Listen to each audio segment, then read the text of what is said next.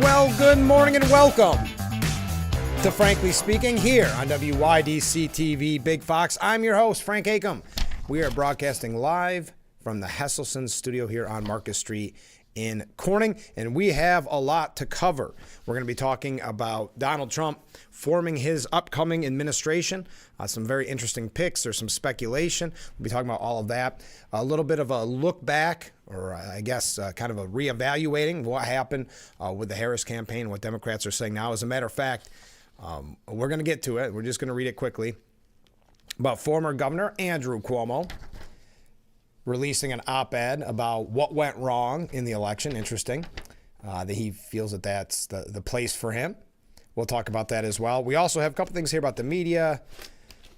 A lot of things going on. So sit back and relax here on Frankly Speaking. Comment from a viewer that I missed. This actually came on Friday and I missed it. Not to make fun of them, however. On Sunday, there was 3 Harris for President signs in a front yard, one of the neighbors' front yards. By Wednesday night, a Trump flag. It's nice that they back the winner and are not bitter. Yeah, that's pretty rare, as a matter of fact. I almost feel like maybe those residents moved out in the middle of the night and switched, because that is increasingly rare. But thank you for that comment. Okay, I don't want to dive too much into this, but did you see the Columbia protesters? It was an anti-Israel, anti-American protest at Columbia University. And these groups, and there's a lot of criticism of these groups right now too, by the way, after the election, which we're going to get to in a little bit, where what you would call maybe quote unquote more moderates in the Democrat Party outraged at the groups like these that they believe cost them the election. There's a lot of things that cost them the election. They're all doing a little soul searching. That's okay. But this, again, and they've done this numerous times, whether it was the Rockefeller tree lighting last year or various big events, they show up to protest. And Veterans Day was no different. According to Ricky Schlott, on Monday afternoon, a gaggle of Ivy Leaguers congregated in the school's quad to counter-demonstrate as the rest of us recognize the men and women who have bravely served our nation. And some students are getting sick of it. Now, there's a large group celebrating Veterans Day. Many students that were veterans themselves celebrating. Celebrating is not the right word, but you understand what I'm saying. Taking the day in. November 11th was not Veterans Day, according to the student group Columbia University Apartheid Divest. No, actually, it was Martyrs Day. Quote, Veterans Day is an American holiday to honor the patriotism, love of country. I like that. Honor, though, is a better word. And sacrifice of veterans, the group wrote. We reject this holiday and refuse to celebrate it. The American war machine should not be honored for the horrors unleashed on others. Instead, we will celebrate Martyrs Day in honor of those martyred by the Israel-U.S. war machine, a day to honor the patriotism, love of country, and sacrifice of those martyrs, the group declared. So not even taking a day off. These Ivy Leaguers, anti-Semitic, anti-American Ivy Leaguers, not even taking Veterans Day off to protest, and instead calling it now, at least in their group, Martyrs Day. Now, apparently none of them check Google because Martyrs Day is already a holiday every January 30th in India, marking the 1948 assassination of Mahatma Gandhi. But around 80 somber students observed their newly invented holiday on campus on Monday. 80 students decided to go and quote-unquote celebrate Martyrs Day. They sat cross-legged on the same lawn where student protesters derailed the school last spring, forming that encampment, as we all remember. Sam Nayans, an Air Force veteran and graduate student studying creative writing at Columbia, said many members of the school's community are losing patience with the protesters' antics. Quote, their numbers are falling. People are growing tired of them. Most of us just like to go to class. We have jobs. We have lives. Yeah, and you also have got to think about the repercussion. I know we've talked about this a lot, but the repercussion on the education that they are paying for, that they are working hard for. They're getting this education, then they go to a prospective employer and say, here's my resume, and that employer looks and sees that it's Columbia University and says, oof, I don't have the time to look into your background to see if you celebrated Martyrs Day, so I think we'll pass. Demonstrators listened as students with microphones read off the names of their martyrs, Palestinians who have been killed in the war with Israel. Promotional material for the event was covered in imagery of poppies, long recognized as a symbol of sacrifice in World War I. But Columbia organizers offensively insisted that the poppy represents the resilience of Palestinians, the blood of the martyrs, and the resistance against Israeli occupation. Whatever happened to cultural appropriation, by the way? That's a great point that Ricky Schlott brings up in her piece. Or does that rule not apply to progressive activists? Clearly it doesn't. Cultural appropriation is for only one group. Again, so this veteran who studies at Columbia was part of a group of counter-protesters who waved American flags jubilantly in another quadrant of the lawn. I paid no attention to them. I wanted today to be about the veterans. Columbia is proud of, Columbia released a statement to the New York Post. Columbia is proud of our students, faculty, and staff who are veterans, and we are grateful for their service and sacrifice and the invaluable contributions they offer to our community. We are aware that a small group has called for a demonstration, and our public safety team is monitoring for any disruptions to campus activities. I guess it should come as no surprise, and that's why I kind of mentioned it here at the beginning. And the pictures, by the way, of, I would say that those honoring Veterans Day was really impressive. Give you goosebumps to them with their big American flags and in the different section of the quad. But I guess nothing is off limits. Nothing is beyond the pale when it comes to these anti-Israel and anti-Semitic protesters. And that's why anti-Israel, anti-Semitic, anti-American, anti-police protesters on these Ivy League campuses. And again, we're going to get to it a little bit later on in the program, but many in the Democrat Party saying it's people like this that cost them the election. Now, I think there's a lot more than that, but it's worth noting. Kids attending Columbia have the luxury of spending their teenage years learning, not fighting. That's thanks to the millions of veterans who volunteer for service. Shame on these students for not realizing or not caring that 700 of them are actually their fellow students. 700. So if they're not too busy intimidating the Jewish community on their college campuses, now they're trying to, intimidate is not the right word, but trying to belittle the sacrifices of the nearly 700 students that were veterans on Columbia University. While our veterans gave precious years of their youth in service of their country, these protesters are wasting theirs by blowing hot air for a campus intifada. Veterans know that war is because they lived it. What war is because they lived it. These kids think they know what war is, and they also know how to solve the Middle East crisis because they've seen a few TikTok videos, says Ricky Schlott. She's exactly right. By colonializing Veterans Day for their own cause, Columbia's protesters reveal themselves for what they really are. Not just anti-Israel, but anti-American. So they have just, again, proven that point, like we've said over and over again, continuing to show their true colors and who they actually are. There are perhaps no greater beneficiaries of the fruits of Western civilization than Ivy League students. They stand on the shoulders of giants who afforded them the right to learn, to question, to debate, to inquire, to explore, and yes, to protest. But sadly, they've chosen to use their rights to denigrate the very people who fight to protect them. And I thought that was a really important piece because you may have seen the photos on Columbia University's college campus, on their campus, I should say, of the Veterans Day celebration, the honoring of Veterans Day, and then this counter-protest. Think about that. At that point, you've just proven where your true standing is, that you are counter-protesting Veterans Day. So there's no longer any guise that they're not anti-Israel, anti-American. But don't just think, and I know we do this a lot, and I talk about this on the program, don't think for a moment that this indoctrination, because a lot of times it's faculty involved. I've seen that they have laid off a little bit, I think because the PR got so bad, but it's faculty, it's the grown-ups that are really encouraging this on college campuses. But don't just think it's on college campuses. We've talked about it being in the streets in major cities, but also, listen to this. A California teacher has been suspended after subjecting his students to a raving, profanity-laced tirade after the results of Tuesday's election. Now, I think many of us would say, wow, I'm surprised more videos like this didn't come out. Because when emotions are raw, we've seen this in the past, where teachers will kind of lose their cool, for lack of a better word, and the students, being so good at technology, recording them. In a viral video, secretly recorded by a student, the enraged teacher can be heard equating Trump to Hitler, telling students they might end up in a concentration camp, and berating black and brown voters for not supporting Kamala Harris. And that's what Morning Joe did as well, talking about misogyny. And listen, I don't even think it was on borderline racist at that point, but it is what it is. I guess the media's not going to cover it because they were so upset by Trump's win. But this should not come as, and I got to be careful because there's so much cussing in it that I can't even read this first sentence. But it was delivered like a lecture style, asking leading questions to the students, asking, can you end up in a concentration camp in your lifetime? Yes. Can you end up with no human rights? Yes, the teacher continued.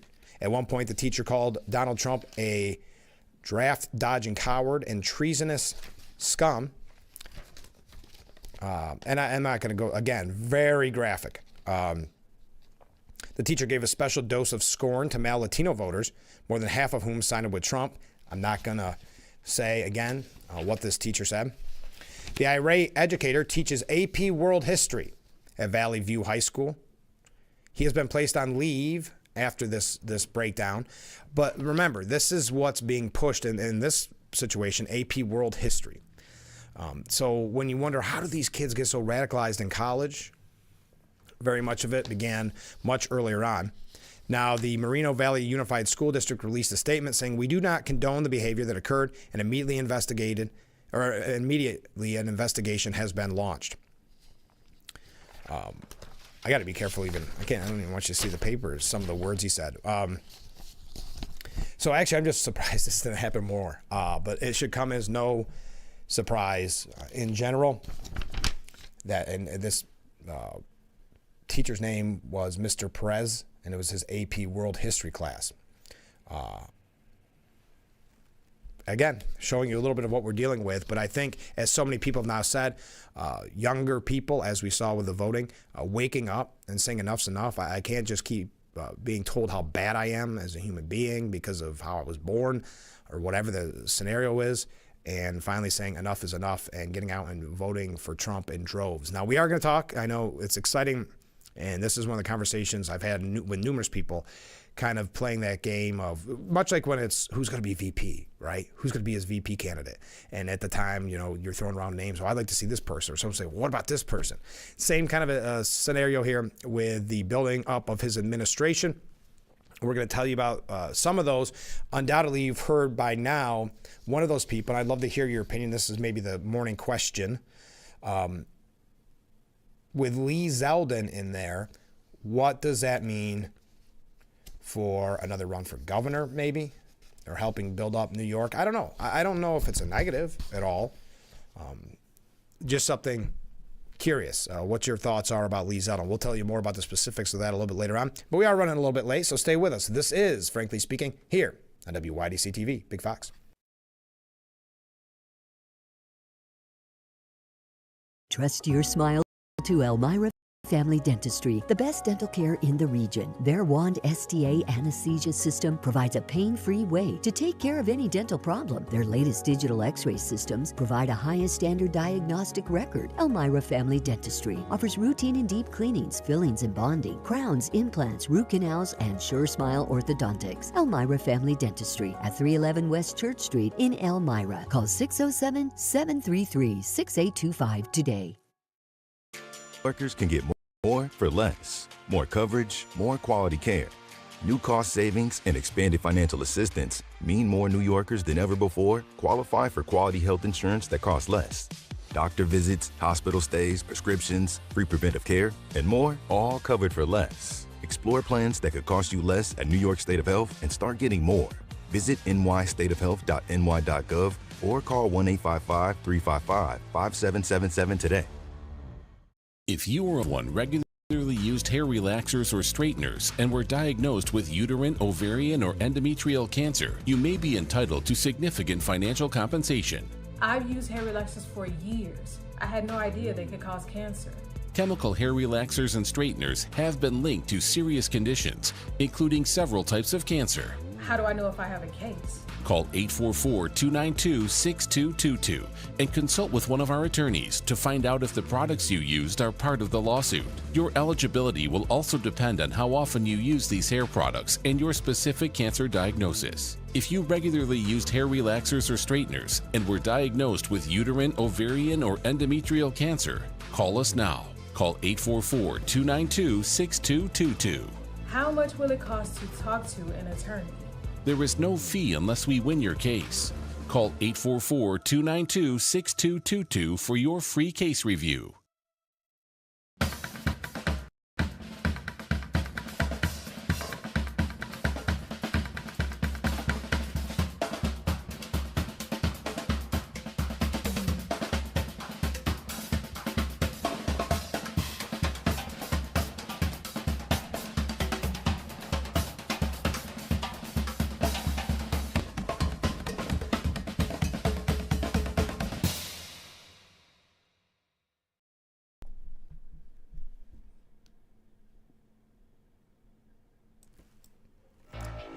It looks like the wind may have got a little bit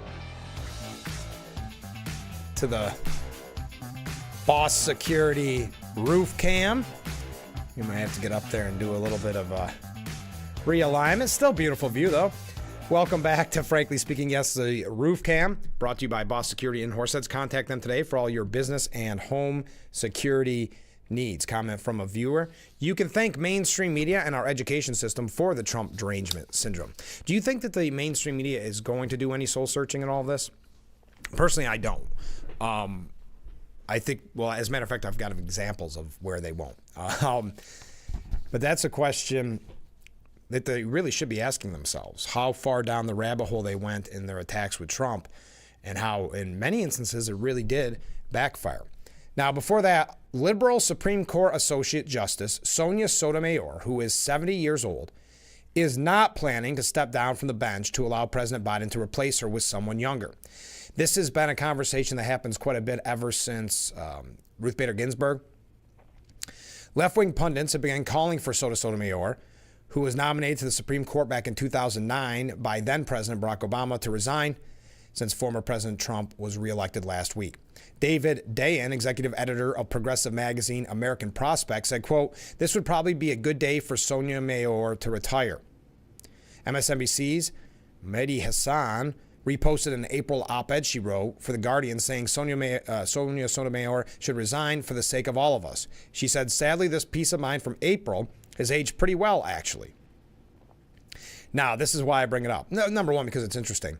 But number two, CNN's Bakari Sellers. He went so far as to make a suggestion of who should replace Sotomayor. Now, she's not planning on stepping down. But this is what Bakari Sellers said. Quote, I'm going to not quote exactly because I don't like to swear on this program. "You have a heck of a vice president right there who has a legal pedigree to sit on a Supreme Court." Adding that he wants to make Republicans go crazy. So again, not learning his lesson from November, from the beginning of the month. But what do you think of that? First of all, someone close to Sonia Sotomayor said she turned 70 and takes better care of herself than anyone I know. This is no time to lose her important voice on the court. But what are your thoughts about that?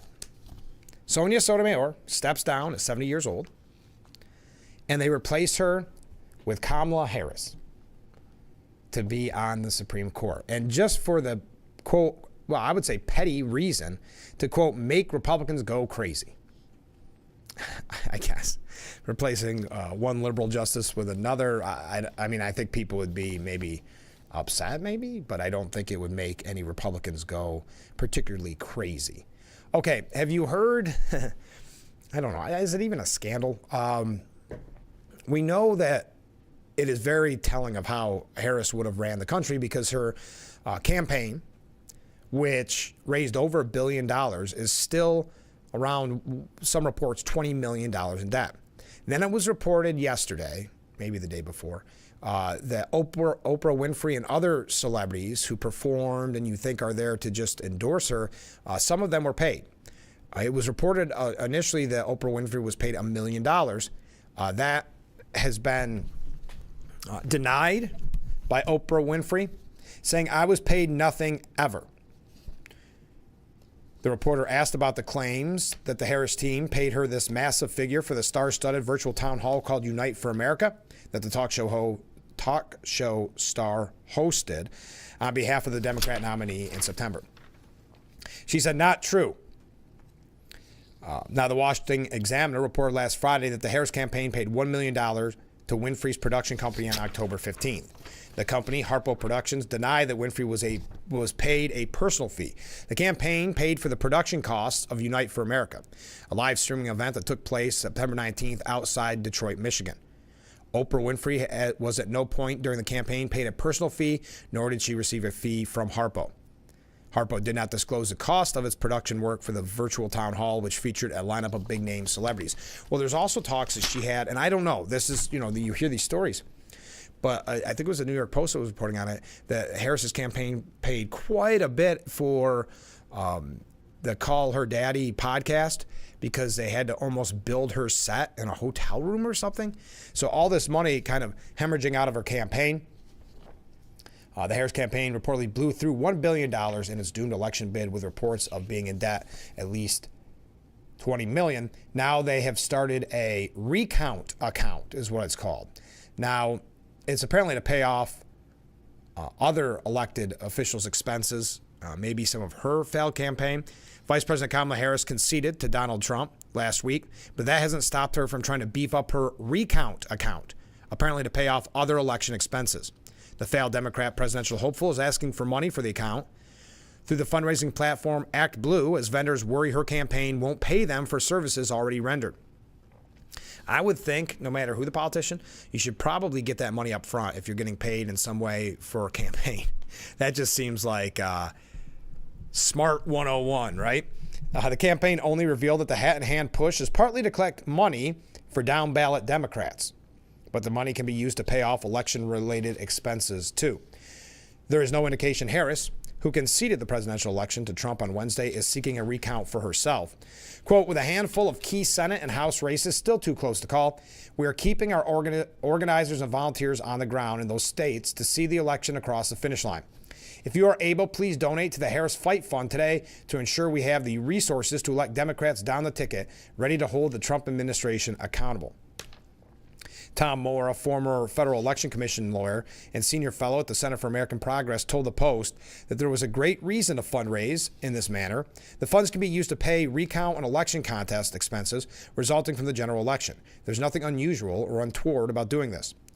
The Harris camp's push for funding comes as some vendors are frantic about the campaign that they won't pay them for the work that they did, including involving star-studded concerts in critical swing states. If that's true, it was reported last week that the Democrat nominee, extremely well-funded team, is now $20 million in debt, which I know we talked about this last week. Those debt numbers go to show you a little bit about how they would have governed the Harris-Walz campaign, how it would have governed spending your money. But $20 million in debt. And if this is reportedly, and there's no indication to think it wouldn't be, if you're spending this much for celebrity endorsements, essentially. Now, that's not to say, like with Oprah Winfrey, they paid her production company so they could build out the set or whatever the case may be. But so are you paying these performers? I mean, at what point is it not really an endorsement? Is it more about a paid gig? Now, it should be noted, only incumbent Pennsylvania Democrat Senator Bob Casey has officially launched a recount in his bid to overturn Dave McCormick's projected victory. That race was called Thursday by the Associated Press, as well as major TV networks, 2 days after Harris's landslide loss to Trump. But Casey's team is holding out hope that outstanding provisional votes from members of the U.S. military and others in deep blue Philadelphia will overcome McCormick's 36,000 vote advantage. The three-term senator's campaign is still blasting out fundraising emails and claiming that the race is not over. And just to add on to this story, and I know I'm running late, but Senate Majority Leader Chuck Schumer took the unusual step of not inviting McCormick or apparent Democrat Victor Rubin Gallego in Arizona's Senate race to Washington, D.C. for orientation session in the upper chamber this week. National Republican Senatorial Committee spokesman Philip Lutzow blasted the move. Bob Casey and Chuck Schumer are actively undermining faith in American democracy by refusing to admit the obvious reality. Dave McCormick beat Casey fair and square. Instead of wasting millions of Pennsylvania taxpayer dollars on a doomed recount, Bob Casey must concede, and Schumer must allow McCormick to attend the Senate orientation. Senators of both parties have denounced that maneuver. So I know this is all tying in with a larger picture. Harris asking for more money, maybe some speculation that some of it will go to her debt, but also to help, and which seems like that's the only recount happening, the recount in that Pennsylvania senatorial race. Senate-elect Dave McCormick should have obviously been invited to attend freshman senator orientation, said outgoing Senator, that sounds good, doesn't it? Outgoing Senator Mitt Romney. The race has been called, and he should be able to join his colleagues. Fellow retiring Senator Kristen Sinema wrote on Sunday, in 2018, my race wasn't called for 6 days. I jumped on a red-eye to D.C. to make Senate orientation. I learned so much, I made lasting relationships that week. Dave McCormick and Rubin Gallego will be senators for PA and Arizona. They should be invited to orientation and start learning the job. There you go. All right, we got so much more to talk about. Boy, some of the long knives are starting to come out for Nancy Pelosi and her move to oust Joe Biden, and then having the audacity to say that he waited too long. The same people that keep saying he waited too long are the same ones that propped him up for so long. Fascinating. But we got to take a short break. Stay with us. This is Frankly Speaking here on WYDC TV. Big Fox, stay with us.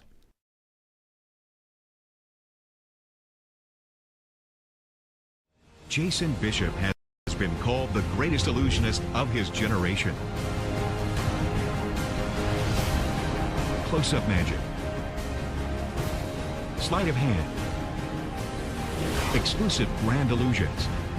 Your entire family will be amazed by the best touring magic show today. Get your tickets today for Jason Bishop. On sale now at the Clemens Center, clemenscenter.org. Isn't most important? Don't you want more energy? Now's the best time to make every day better and relieve those achy muscles and pains than with the Hesselson's Hot Tub. Hesselson's has hot tubs in stock and available for immediate delivery with unbelievable savings. Hesselson's offers 0% interest-free financing for up to 5 full years. Hesselson's carries the only hot tub brand in the industry with the exclusive freshwater salt system that is eco-friendly and easy to use and only enhances your hot tubbing experience. Come in today and see why your next hot tub should be a Hesselson's hot tub. And remember, it's always fun to poke in the corners at Hesselson's. If you or one regularly used hair relaxers or straighteners and were diagnosed with uterine, ovarian, or endometrial cancer, you may be entitled to significant financial compensation. I've used hair relaxers for years. I had no idea they could cause cancer. Chemical hair relaxers and straighteners have been linked to serious conditions, including several types of cancer. How do I know if I have a case? Call 844-292-6222 and consult with one of our attorneys to find out if the products you used are part of the lawsuit. Your eligibility will also depend on how often you use these hair products and your specific cancer diagnosis. If you regularly used hair relaxers or straighteners and were diagnosed with uterine, ovarian, or endometrial cancer, call us now. Call 844-292-6222. How much will it cost to talk to an attorney? There is no fee unless we win your case. Call 844-292-6222 for your free case review. The Fox website is here now. WYDCTV.com. Local and national news that keeps you informed and involved. WYDCTV.com. Today's weather up to date and in your town. WYDCTV.com. Sports news, local events, and health stories that affect you. WYDCTV.com. The Big Fox website. Your news here now. WYDCTV.com. And we are back, broadcasting live from the Hesselson studio here on Market Street in Corning. The Roof Cam brought to you by Boss Security in Horseheads. Contact them today for all your business and home security needs. And we are back, broadcasting live from the Hesselson studio. So many great comments from viewers. Let's take a look. Isn't it typical of a Democrat to spend more than what they have, only to expect others to pay for their shortcomings? Sad thing is, I think people will pay to help bail her out. I do too. I think she won't have too much difficulty raising that $20 million-ish. When I think about the poor person that did the work for the campaign and now is frantically hoping that they get paid, because you know that's not the celebrities of the world and that production team. It's, it's individuals on the ground. But a comment from a different viewer. Excuse me. Good morning. Good morning. I might be overly optimistic, but if the country grows to love J.D. Vance, we have an opportunity to fill the Supreme Court with conservatives over a period of 12 years. That might even be enough time to make Democrats great again. I think J.D. Vance, it's hard to say. I think when people saw him during the debate and they said, wait a minute, this isn't the weird guy they kept talking about. He seems pretty level-headed. He seems pretty cool, calm, and collected up there on the stage. A lot more so than Walz, and this isn't just to pour salt on the wound. But I think it opened up a lot of people's eyes to say, wait a minute, let me look at this person. This isn't as bad as the media and those on the left have painted him to be. So I do have a lot of hope for J.D. Vance. I was very impressed when I went to the rally in Williamsport. I was impressed before that, but I wanted to see it for myself in person. The idea of just taking press calls or press questions, I should say, off the fly, not knowing what will be asked. It was such a clear difference between Harris and Walz.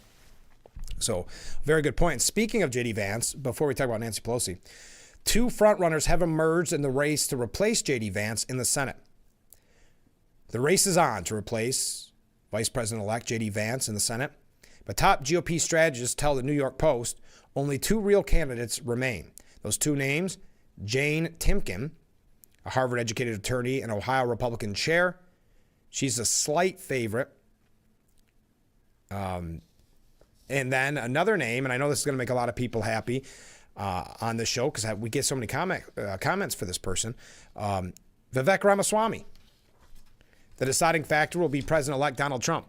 If he decides to pressure DeWine and ask him to appoint a more Make America Great Again candidate, which is Ramaswamy, then Ramaswamy will win the seat. But if the decision remains in Mike DeWine, Ohio's governor, in his moderate hands, experts feel Timken has it sewn up. She's a good compromise between MAGA and DeWine, in my opinion, a Republican insider said.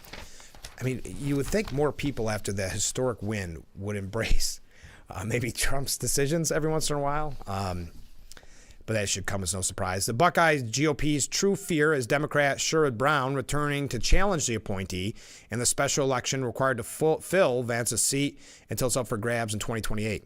A pick can't simply be a good fit to run a conservative agenda on the Hill. He or she must also have enough appeal to potentially fend off Brown in a statewide election without Trump at the top of the ticket. It's going to be Vivek one GOP insider said. DeWine isn't going to like it, but Trump is the one who's going to make that call, and DeWine will take that call. DeWine is not a MAGA guy, and Ramaswamy is, but ultimately the once and future president has the final say, insists that source. DeWine may be an exciting governor in 2026 with no more elections to run, but that doesn't mean Trump and the new GOP can't tug at his heart or purse strings. Unless he wants to spend the next 2 years or more watching every candidate he supports primaried, every budget item he wants cut, and every veto overturned by the Trump loyalists controlling Ohio's legislature, he has to play ball with the commander-in-chief. But the governor may still have a little time on the clock to cut a deal for Timken with Trump GOP power brokers. I'm much too superstitious to think about that now, Vance said, when asked about who would replace him. This was before Election Day when he was asked, or on Election Day. He said, that sounds like a problem for January 21st. That's not for today. Well, that would be interesting. I know we had a lot of people in this that watched this program that really liked Vivek Ramaswamy. I thought for sure he'd have some position in the administration. I don't know if Trump is working, not behind the scenes, but if he's thinking, okay, Vivek can go to the Senate, then that opens up another position to be filled in his administration. It's going to be interesting. Now, there is a few others. Joining Ramaswamy and Timken, further down on the list of hopefuls is Ohio's Traditional Boys Club of familiar names, Lieutenant Governor John Husted, Secretary of State Frank LaRose, and Attorney General David Yost. All right. Now, DeWine's decision could come any day now, but in the wake of Trump's landslide victory, the feelings about Columbus has become clear. No matter whose name is on the governor's desk, it's Donald Trump who runs the town. All right. That was just a side note. I didn't mean to get to that right there, but I think it was a perfect place for it because we've got to take another short break. Keep those comments coming in. What do you think about Senator Vivek Ramaswamy? Someone needs to replace J.D. Vance in the Senate. Could it be Ramaswamy? Interesting. We'll take a short break. Stay with us. This is Frankly Speaking here on WYDC TV, Big Fox.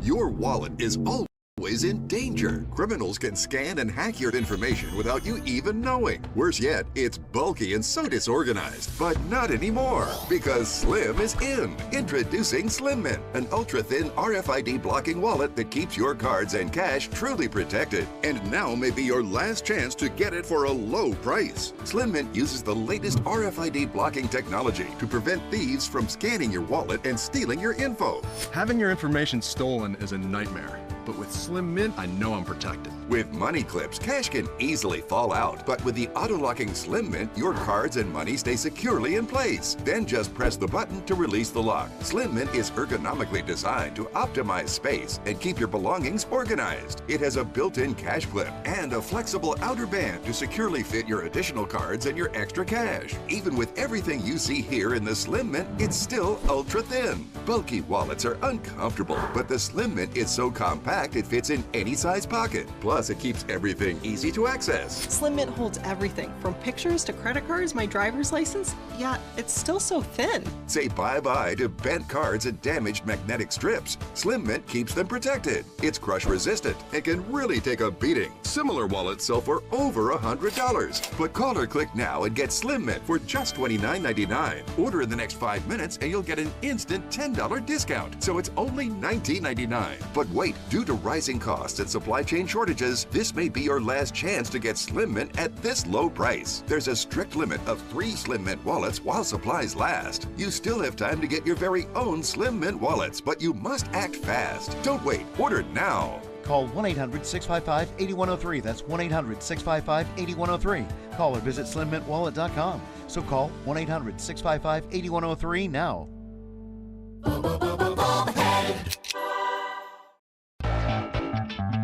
Welcome to Frankly Speaking, talking to the people that affect your life, that affect all of our day-to-day lives. This is something you're not going to get anywhere else. We've got a lot to offer. There'll be a lot of news, local, regional, national, really the things that affect you. And I think you'll be glad that you tuned in. So think of it as radio on TV. Frankly Speaking, live, 2 hours long, starting at 6 a.m. on WYDC TV Big Fox. This is history making.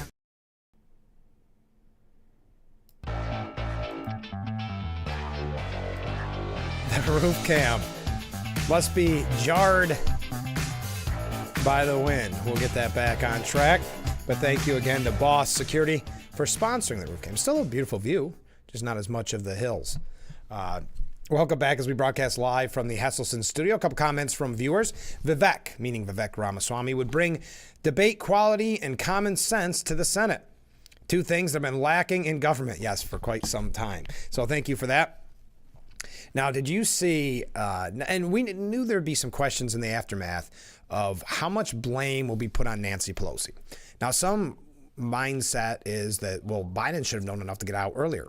But again, if he had been propped up for that long and you had people still propping him up until the debate, then why would he voluntarily step down from running for president? I mean, let's face it, if you're surrounded by yes men that say you're doing an amazing job, and then you turn on the news and watch coverage of yourself and they're all saying, no, he's mentally fit, why wouldn't he think that he was qualified to run for re-election? So now at MSNBC, on what show was this? I thought it was Joy Reid's show, but I could be wrong. Simone Sanders Townsend, who served as a senior advisor to Biden, as well as a spokesperson for Harris before joining MSNBC, appeared, it was on the weekend, so this was Sunday, so you may have heard this. When analyzing where Democrats went wrong, Sanders Townsend cited Pelosi by name, saying the former House Speaker deserves to share some of the blame for Harris's loss. I mean, she does raise a point there. Remember, and this went back to the conversation you and I had numerous times, when in the back of his mind, I believe Biden was thinking, man, I'd love to make that call and say, see, I told you so. You should have stuck with me. I'm the only one proven to have beat Donald Trump. And look at the numbers. I mean, Harris lost badly. Some are even starting to report that the House has went in Republican hands. It's not official yet, but let's even put that aside. Otherwise, with that, it's a complete sweep. But just looking at the numbers, I mean, my goodness. But a fellow MSNBC panelist, Lee Daughtry, co-chair of the Democrat National Committee's Rules Committee, said, with all due respect, a lot of people on Capitol Hill, they don't have the answers.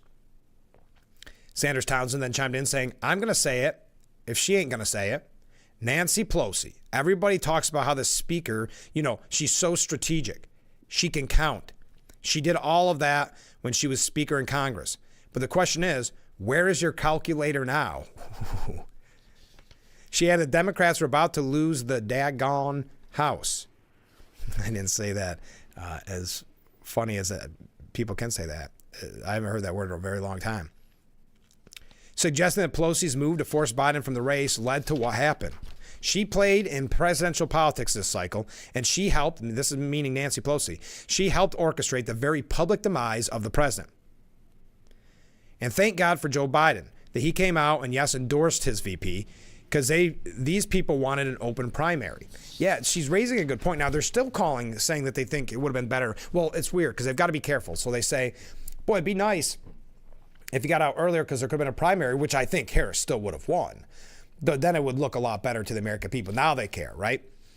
Sanders Townsend cited a recent podcast interview in which Pelosi criticized Biden for not getting out of the race sooner. That's pretty rough when you think about it. She was kind of proudly saying, well, I did what I had to do and ousted Biden. And then when it didn't work, as predicted by many, because remember, we were told for years Harris was a bad candidate. Then all of a sudden, one day she's the best candidate ever. Well, it didn't work, and she lost. So at the end of the day, was this the right move by Pelosi? Should he just have been able to stay in there and run? I mean, really, at the end of the day, what's the difference? There's something about Biden in all of this. He did get huge numbers in 2020. So could he have gotten the same-ish numbers and made it a closer race, if nothing else? I don't have the answer. This is just a mental mind game. She said, had the president got out sooner, there may have been other candidates in the race. The anticipation was that if the president were to step aside, that there would be an open primary. And there were a lot of people thought there was going to be an open primary even when he did step aside. Remember, Obama wanted, it was reported at the time, General Kelly. There's many others. Pelosi is one of the senior Democrats who helped nudge Biden aside following his disastrous debate performance in late June. According to Pelosi, Biden tied his party's hands by immediately endorsing Harris instead of allowing the party to pick a candidate in a primary process. So now she is really laying on the blame game. I'm going to tell you that quote in just a second, what Pelosi had to say. But we had talked about this in a conspiratorial way and just a fun thinking in your mind about politics, which is not really normally fun. But I've said on this program before, I believe that's one of the reasons why he did come right out and endorse Harris to run. Because that was his last real bit of power that he had, that he could say, okay, let's see if you can win with her. I won with her. Let's see if you, the elites that have always, and this is in Biden's mind, always underestimated me. You want me out, even though I'm the only one proven to have beat Donald Trump. You see if you can win this with Harris. But this is what Pelosi had to say. If Biden stepping aside had been much earlier, it would have been different. We live with what happened, and because the president endorsed Kamala Harris immediately, that really made it almost impossible to have a primary at that time. If it had been much earlier, it would have been different. Now, tying into that, The View got nasty over this. Well, I do think, when she helped oust him, was probably the most forceful one to oust him, and then says, well, you should have got out earlier. It's like when someone in your work life, let's say, does something wrong, doesn't benefit the job. I don't mean like evilly wrong, but just wrong-headed.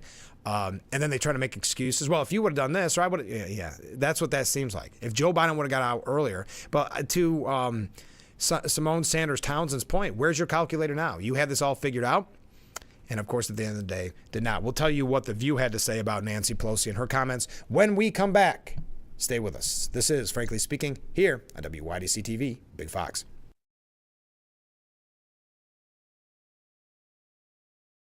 Attention, Elmeron may lead to vision loss. If you have suffered vision problems after taking Elmeron to treat bladder pain, call the Hearn Law Firm.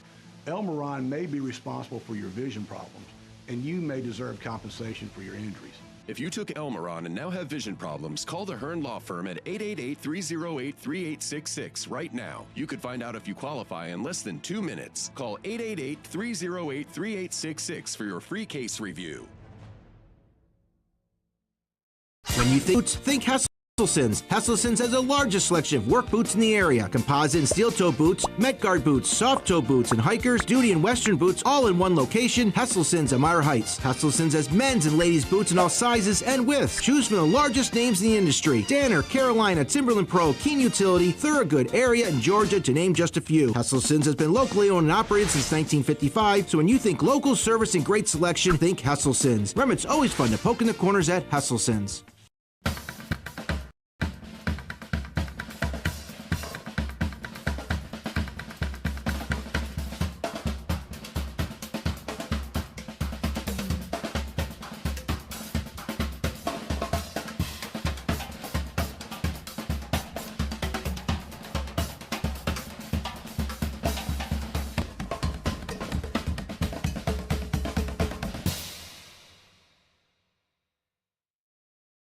The Frankly Speaking Roof Cam brought to you by Boss Security in Horseheads. Contact them today for all your business and home security needs. Welcome back to Frankly Speaking as we broadcast live from the Hesselson's studio here on Market Street in Corning.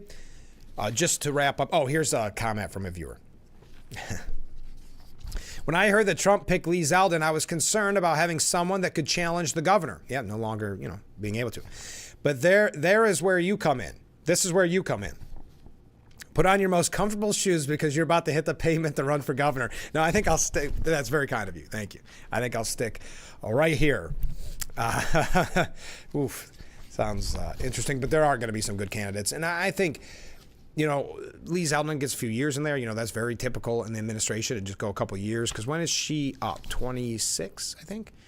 So there's some time. And there's other great candidates out there. Meaning Lee Zeldin. I'm not a great candidate. The View co-hosts, they went after a nasty Nancy Pelosi. They sounded a little bit echoing of Donald Trump there. So they were referencing when Pelosi said that Biden should have got out earlier on that podcast. Should have got out earlier. This is what Anna Navarro said. Why, Nancy? Why? I find this so unproductive, so nasty, so unnecessary. She wants to make sure people know it wasn't her. She has no blame in this. I said Biden should have got out earlier. I said there shouldn't have been a primary. Don't blame me. I think it's really unseemly. I would tend to agree there. Like I said, it's just like that coworker that won't admit a mistake, right? And you get frustrated with that. And it's everybody else's fault but theirs, or like a child or something. So she was kind of proud of it, like I did what I had to do at one point, where she sounded very Godfather-esque or something. And then when it didn't go their way, now all of a sudden it's Biden's fault. So if you guys haven't insulted Biden enough in this whole process, it's just like kicking a guy when he's down over and over again. Oh, sorry, we don't have time to have you in a primetime speech during the DNC. Oh, we don't really want you on the campaign trail. Hey, you should have got out earlier. Well, Nancy, if you were so proud of ousting him before, why didn't you do it even earlier? And it's very hard to take someone at their word, not that I would do with her, but when they were the same ones propping him up to keep him running for that long. So why, Nancy, why? I find this so unproductive, so nasty, so unnecessary. She wants to make sure people know it wasn't her. She has no blame in this. Yeah, that's what it all boils down to, because at one point she looked like a strategic genius for doing it. And as Simone Sanders Townsend said, where's your calculator now, Nancy? Continuing with what they said on The View, look, we will never know if the results would have been different had Biden stepped off earlier. We will never know if the results would have been different if he stayed in. We will never know if the results had been different if there was an open primary. That's when that's when she said, what we do know is that Biden is there for the next 2.5 months. And this is what I'm going to tell you, Joe.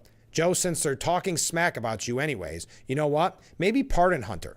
Pardon Hunter, because we, basically America, just pardoned a criminal who was convicted of felonies. So again, not really learning their lesson with unnecessary attacks like that at the end. But I think her overall point, which I don't agree with Ana Navarro ever, but I do think if I were a Democrat, I'll put it that way, I would be saying very similar. What is Nancy Pelosi doing now? She's just trying to push some of the blame so she doesn't get in trouble for this debacle, even though she was bragging about it essentially before that. And I think that's probably, though we'll never know, why there was that argument between her and Donna Brazile just recently.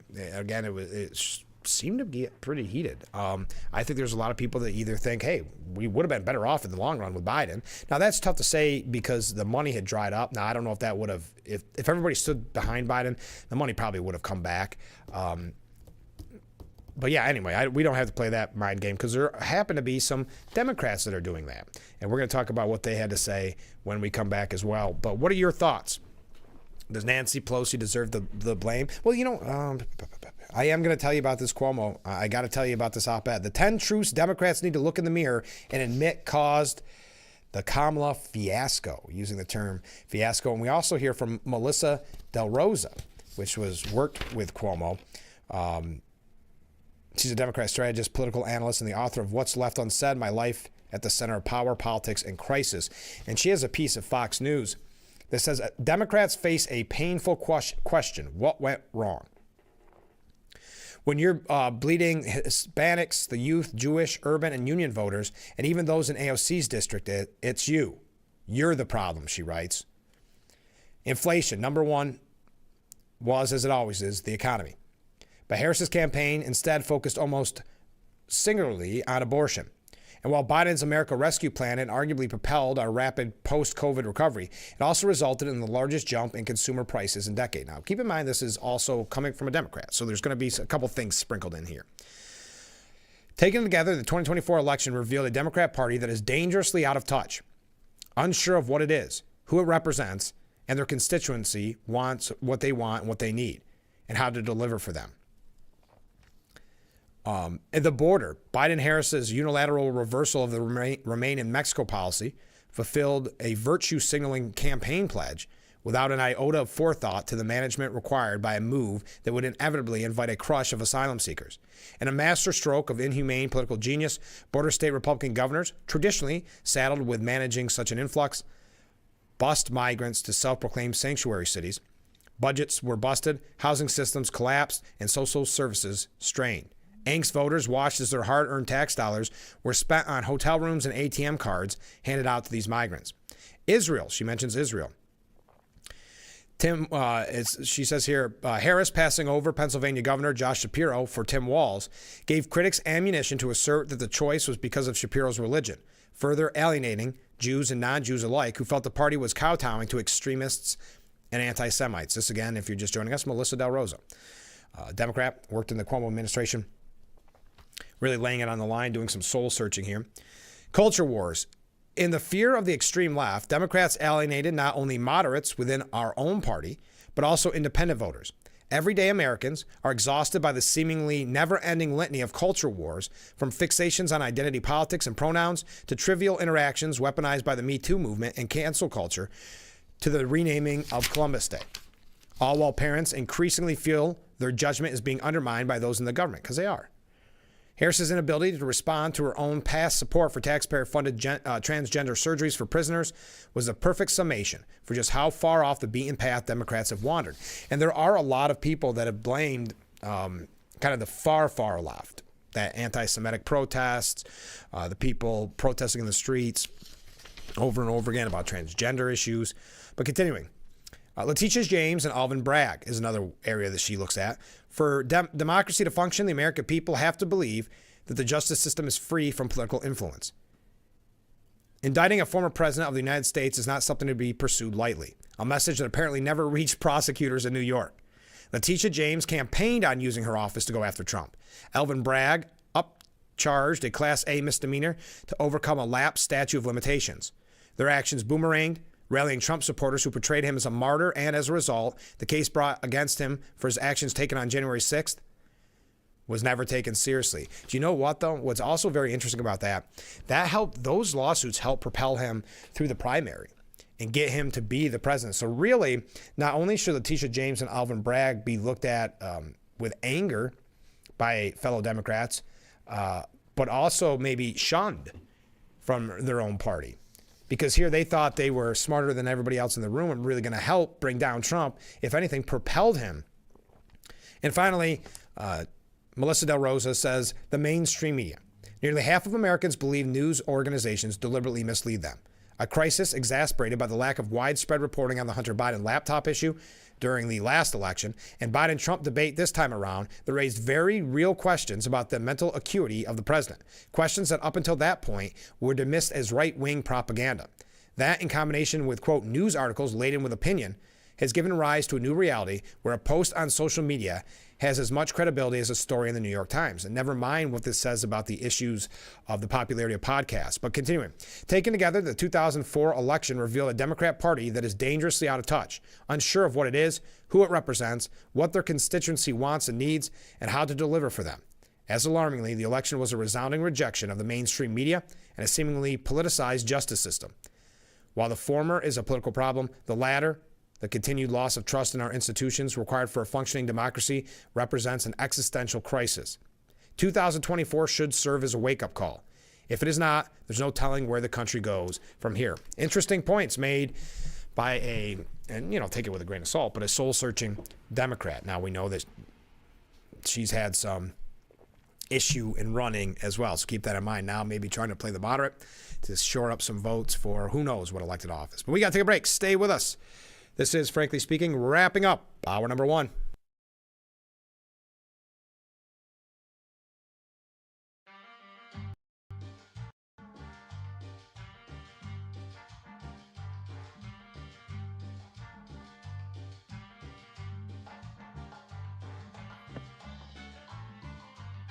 Okay, Dad, look at you. I look nice, don't I?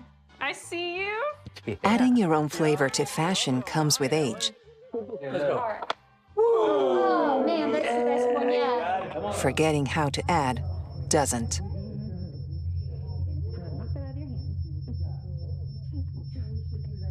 Finding it difficult to work with numbers may be a sign of Alzheimer's.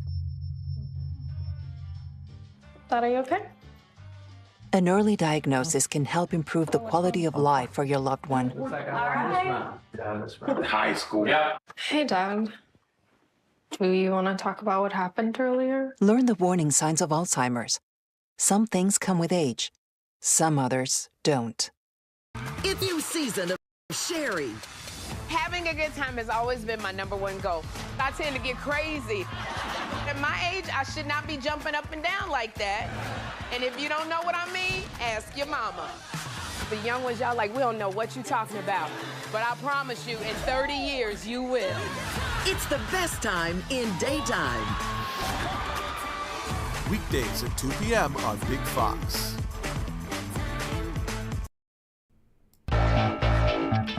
Wrapping up hour number one, there's our Boss Security Roof Cam. Contact them in Horseheads today for all your business and home security needs. We are broadcasting live from the Hesselson studio. Thank you so much for joining us this morning. Keep those comments coming in like this one. Breaking news, Nancy Pelosi has halted the renovation of Mount Rushmore, citing funding shortfall. Yes, remember, think about the attitudes of Biden, how much it's changed. He was George Washington. Now he got out too late. That's Nancy Pelosi for you, stone cold. And at some point, isn't Biden like, what in the world? 50 years of blind loyalty to the Democrat Party, and this is a thanks he's been getting for the last year? Well, a little bit more. Less actually. Just amazing. It seems like 10 years. But yes, I don't think the Mount Rushmore is going to include Joe Biden anymore. When we come back in the next hour, we're going to hear however you want. We're going to hear from former Governor Andrew Cuomo about what it says here from the Daily Beast, quote, the 10 truths Democrats need to look in the mirror and admit caused the Kamala fiasco. Ex-New York Governor Andrew Cuomo spells out with forensic precision exactly how the Democrats lost to the man they reviled. All right. We're not going to take the precision, the forensics of it. We're just going to take the overall view. We are going to talk about, and I'd love to hear your thoughts about Donald Trump's administration kind of unfolding, kind of building up as we go along here. What were your thoughts about Lee Zeldin? A lot of us were saying, oh, man, what's this mean for him for governor? But I'd love to hear your take on it. But we do have to wrap up this hour, so stay with us. This is Frankly Speaking here on WYDC TV. Big Fox, hour number 2, coming up next.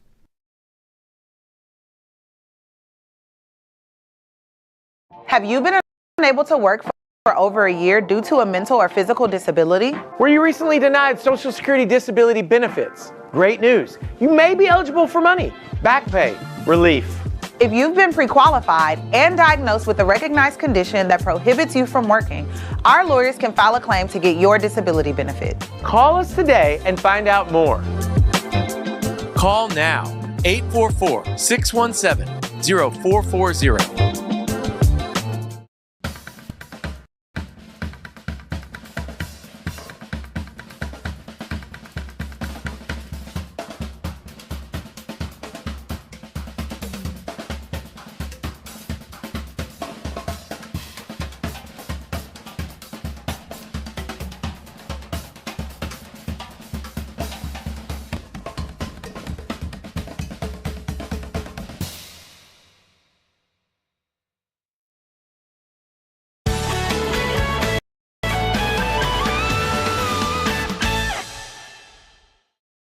And Missy face off in Why can't we watch DuckTales? Because we don't learn anything. Book Smarts versus Street Smarts.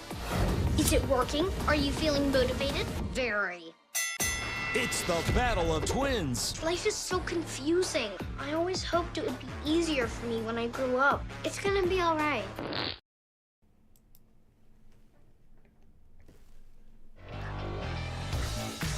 Hour number 2 of Frankly Speaking, broadcasting live from the Hesselson studio. Thank you so much for joining us. We got a comment here. I'm just thinking that the Democrat Party collapsed under its own woke. Yeah, there's something there. I kind of like that, the way that sounds too. But Andrew Cuomo, former governor, and the reason I bring this up is not to necessarily hear him dissect how to win a presidential race. Number one, makes me realize you sometimes forget the ego on the guy, that he could tell us how someone could have won the White House. Remember, he was going to continue to run when he was polling at like 1% for president before COVID. So kind of the ego, if you will, is still feeling. And the other reason I bring this up is it's pretty clear he's going to run for something, right? Now, what is it going to be? It's a tough sell to primary woman for governor after some of the allegations against him. So that would be tough. Is he looking at mayor? There's still talks of that. But this is the piece from the Daily Beast, far left Daily Beast. And it's an op-ed by our former governor, Andrew Cuomo. Trump wins. Ouch. How did the Democrats lose to Donald Trump, the man they mocked and ridiculed as an evil charlatan, a fascist, a felon? How embarrassing. They must look in the mirror because Trump didn't win, the Democrats lost, and they will keep losing if they don't learn those lessons. I don't necessarily agree with that. I don't believe it was the Democrats who lost and that, that it was theirs almost a win, because Trump did win. It was with his message. But let's continue. 1, a terrible beginning, the Biden deception. For months, top Democrat leaders exited the White House after meeting with President Biden, talking about his health, vigor, and mental acuity. And then the American people saw firsthand at the debate and was shocked at the condition and realized the ongoing Democratic deception. Yeah, and now that the smoke is cleared on this and it's all over, I hope there's more done about this, more research done on this, more books written, because you had Harris, you had Pelosi. That's what makes it so almost cruel at this point, that Nancy Pelosi is saying, well, Biden should have got out earlier. You were helping prop him up. The media was helping to prop him up. So to Melissa Del Rosa's point earlier, many people saw this as another reason why not to trust the media. But what Cuomo's saying here is also about the officials like Harris who were in those meetings talking about how healthy he was. Forcing Biden out of office appeared to be a palace coup. The party boss's installation of Kamala Harris without a primary was additionally offensive. People choose their leaders and elections matter. The error was then compounded by forcing a short campaign in which Harris was disadvantaged. Democrats were disconnected from the lives of working Americans and the painful economic realities. The cost of day-to-day life was the pressing issue of the campaign, and Democrats missed it. Inflation, arguably caused by Biden, was crushing. Ooh, arguably caused by Biden. Cuomo's making some moves just like Del Rosa to try to paint themselves as more moderate. Trump always led on the question of who is better to handle the economy. Sometimes the bottom line is the bottom line. Even worse, the concerns the Democrat Party did focus on further alienated the working class. Then he talks about number 3, the tail that wagged the dog. The progressive position of the Democratic Party, originally championed by FDR as a practical program for working Americans, was distorted by minority far-left extreme views on defunding the police, legalizing prostitution, open borders, etc. The cultural arrogance and elitism of the Democrat Party was epitomized by the woke culture. And now Cuomo is not the only one talking about this morning in the last few days, that it was what they deemed the far left. Ruined it for all the moderates. Now, I know you and I would say I don't believe there's that many moderates, but they're talking more here about the woke culture and the anti-Semitic culture. Harris and the gender transition surgeries for inmates issue highlighted the disconnection. The Republican ad on this issue saying she is for they and them and Trump is for you was devastatingly effective. She couldn't even answer the question when asked, but I'll continue. Number 4, increasing the distance between the Democrat Party and Main Street America. The southern border and the immigration debacle was an unmitigated 4-year failure, and Harris, the border czar, never even addressed it in the campaign. So whether it's Del Rosa or whether it's Cuomo here, who you could tell is thinking about running for something, right? Because he's starting to sound like he was a Republican writing this. Now, we know the chameleon idea. I'm not being duped. I'm not putting it that way. I'm not thinking, oh, he's finally one of them. No. This is an example of he has his eye on something, whether it's mayor of New York City, a rerun, if you will, for governor, something here, because this is not a piece you would expect from former Governor Andrew Cuomo in the past. The Biden administration failed to perform, and that goes on, the costs and things like that. And leaders are strong. With the world in chaos, Americans look for confidence in their leader. The Middle East and Ukraine conflicts drag on. The potential for global conflicts is deeply unsettling. In this context, Harris appeared ambivalent and indecisive. She was pro-everything and did not provide confidence that she would handle these massive issues. Trump, for better or worse, projected strength and resolve. Number 7, it's all about the abortion issue, except when it isn't. The abortion issue is simply not enough to overpower people's concerns about their day-to-day existence. And 8, and I thought this was a good point, we don't put political opponents in jail. Democrats' prosecution of Trump backfired, ironically, making him a perceived victim of a weaponized judicial system. Democrats' fears of threats to democracy seemed disingenuous when they were using the justice system, the one sacrosanct government function, to play politics. 9, there are no facts. At one time, people believed the objectivity and veracity of news reports, so they had a sense of true and false, right and wrong. Fox News was different in that people believed its coverage was biased towards the Republicans. However, today, many perceive all news outlets to be opinionated and biased, so Fox is as credible as any other outlet, except they have a multiple number of viewers, and their constant criticism of the Democrat Party was impactful. There's a lot more that can be studied there about the media, but I'll just let it go because we've talked enough about Cuomo. Finally, sexism and racism still exist in American society and must be overcome. If it goes to show you, though, right there at the end, that he doesn't really learn the lessons from this because it was about the best candidate. This idea that there's sexism and racism involved, it was just a horrible candidate going against someone at that moment that was peaking at their right exact time. But many centrist Democrats are now roasting the far left, for lack of a better word. I don't know if roasting is right, but you may have seen that that post by Representative Richie Torres, a Democrat from New York, who wrote, "Donald Trump has no greater friend than the far left, which has managed to alienate historic numbers of Latinos, blacks, Asians, and Jews from the Democratic Party with absurdities like defund the police or from the river to the sea or Latinx. There is more to lose than there is to gain politically from pandering to a far left that is more representative of Twitter, Twitch, and TikTok than it is off the real world. The working class is not buying the ivory tower nonsense that the far left is selling." He's exactly right. This idea that we have to be lectured by these Ivy League people that we see, as we mentioned yesterday, decided that they were going to come out and counter-protest Veterans Day, folks. Counter-protest Veterans Day with a Martyrs Day, talking about the people that they allege the veterans killed.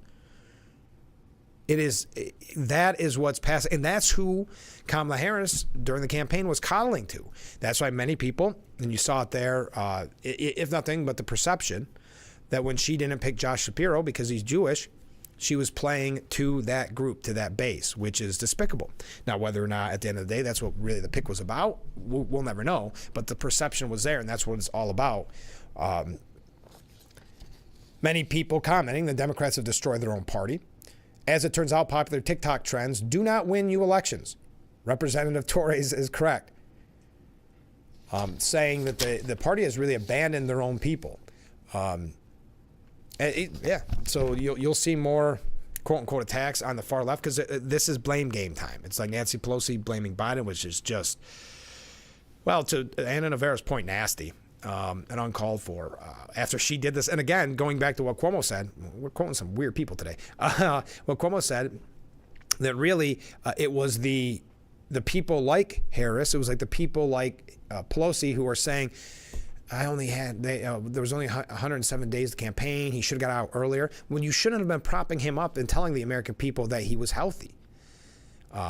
Because it took the live debate to wake people up and say, wow, again, I can't trust the media. See, that's got a couple different aspects to it. You can't trust the media because you saw that. Well, these politicians that were propping him up as well. Very fascinating. But we got to take our first break of hour number 1. Stay with us. This is Frankly Speaking here on WYDC TV, Big Fox. We will be right back.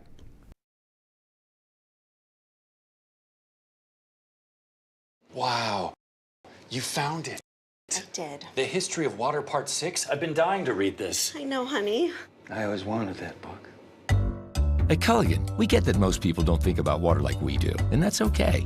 You see, when we install one of our high-efficiency water softeners, we're thinking about hard water and limescale buildup, so you can just think about longer-lasting appliances and softer skin and hair. At Culligan, we think about your water, so you don't have to. Call today to schedule your free water test.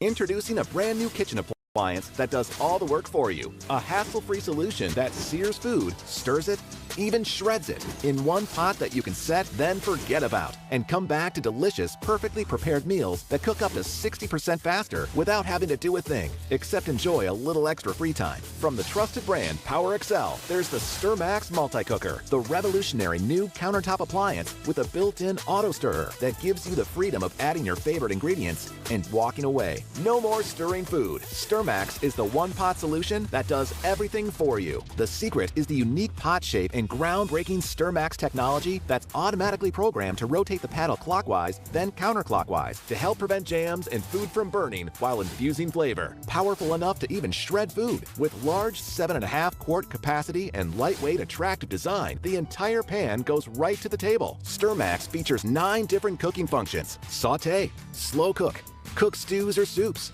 keep warm, steam and boil, cook risotto or rice. Plus, the multi-step smart presets, StirMax or BraiseMax, that sears and sautés food before automatically switching to simmer. With premium ceramic coating that's BPA, PFOA, and PTFE-free, scratch-proof, and won't ever stick. Then the entire pan goes right into the dishwasher. Now, you can try the PowerXL StirMax multi-cooker with tempered glass lid and recipe guide in your home for 30 days for just $14.99. But it gets even better. You also get the entire bonus package absolutely free. You get the steamer and rice basket. For fresh, healthy meals, the StirMax serving spoon and ladle. It snaps right on top of your StirMax, plus $100 in free grocery coupons. We'll even ship your order next business day absolutely free. Plus, every StirMax comes with a 1-year ironclad VIP protection plan and a 90-day money-back guarantee. This is an exclusive TV-only offer, so order.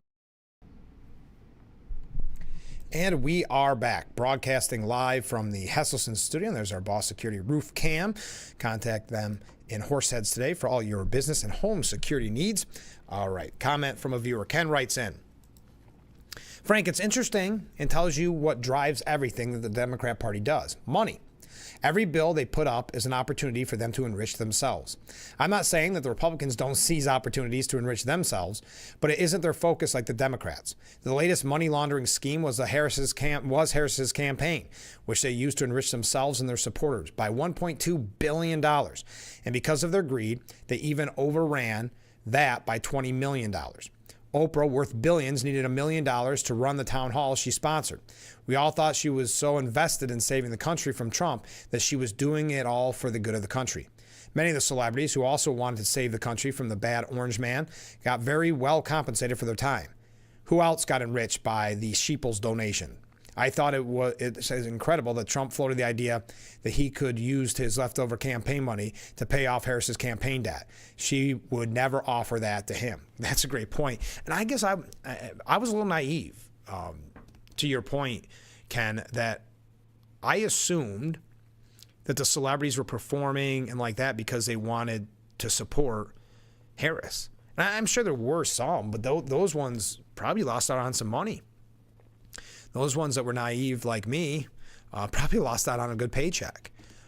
So how many of them are really Harris supporters or realize, number one, if they didn't support Harris, their careers are over? How many of those people are that? But also realizing, hey, I can get up there, perform a couple songs, make $1 million or whatever the case may be. And then it also looks like I'm a hero, a champion, because I supported Harris. Now there's... one other thing. Since we're talking about hypocrisy this morning, which I do think there's a lot of hypocrisy in Nancy Pelosi, but did you see Progressive Representative Pramila Jayapal from Washington? She's an outspoken critic of the Senate filibuster. She has been for some time. Well, that is until Republicans took the Senate. She indicated yesterday that she will not support axing the procedural hurdle as long as Republicans control the White House and both houses of Congress. Am I championing getting rid of the filibuster now when the Senate has the trifecta? No, the chairwoman of the Congressional Progressive Caucus said at a press conference. But had we have had the trifecta, I would have been, because we have to show that government can deliver. I mean, you got to give her credit. She's not even hiding it. Oh yeah, if we would have won, if we would have had the trifecta, yeah, I'm all for ending the filibuster. But no, the Republicans won, so I don't want that. Talk about hypocrisy, right? And she doesn't even hide it. Think of that quote. Am I championing getting rid of the filibuster now when the Senate has the trifecta? No, she said. But if we had the trifecta, meaning the Democrats, I would have been, because we have to show that government can deliver. I mean, this is the mindset, right? It's filibusters for me, not for thee. That it is, that speaks so much volumes, doesn't it? The Senate filibuster rule, which requires a 60-vote threshold to end debate and pass most type of legislation in the upper chamber, is seen as the best chance Democrats have at blocking the adoption of President-elect Trump's agenda, with Republicans taking a 53 to 47 seat advantage in the Senate and expected to retain a slim majority in the House. The filibuster was originally, Jayapal, as recently as September, was pushing to abolish what she called the Jim Crow filibuster. The filibuster was originally created by mistake in 1806, she wrote. Every day we don't abolish it is just a big mistake. Just as big a mistake. Any day? How about on January 21st? Is that any day? Or, again, she's not even hiding it. That it's, well, yeah, of course, if we want, I want to get rid of it so we can do everything we want. But now that Republicans, now that they've got to know, I don't want it. So just continue to change the rules. It's so typical. It's nothing new. It's just, I love it, the in-your-face bluntness of saying, no, it's only when we win. And just to show you, I know we've been talking a lot about media as well this morning.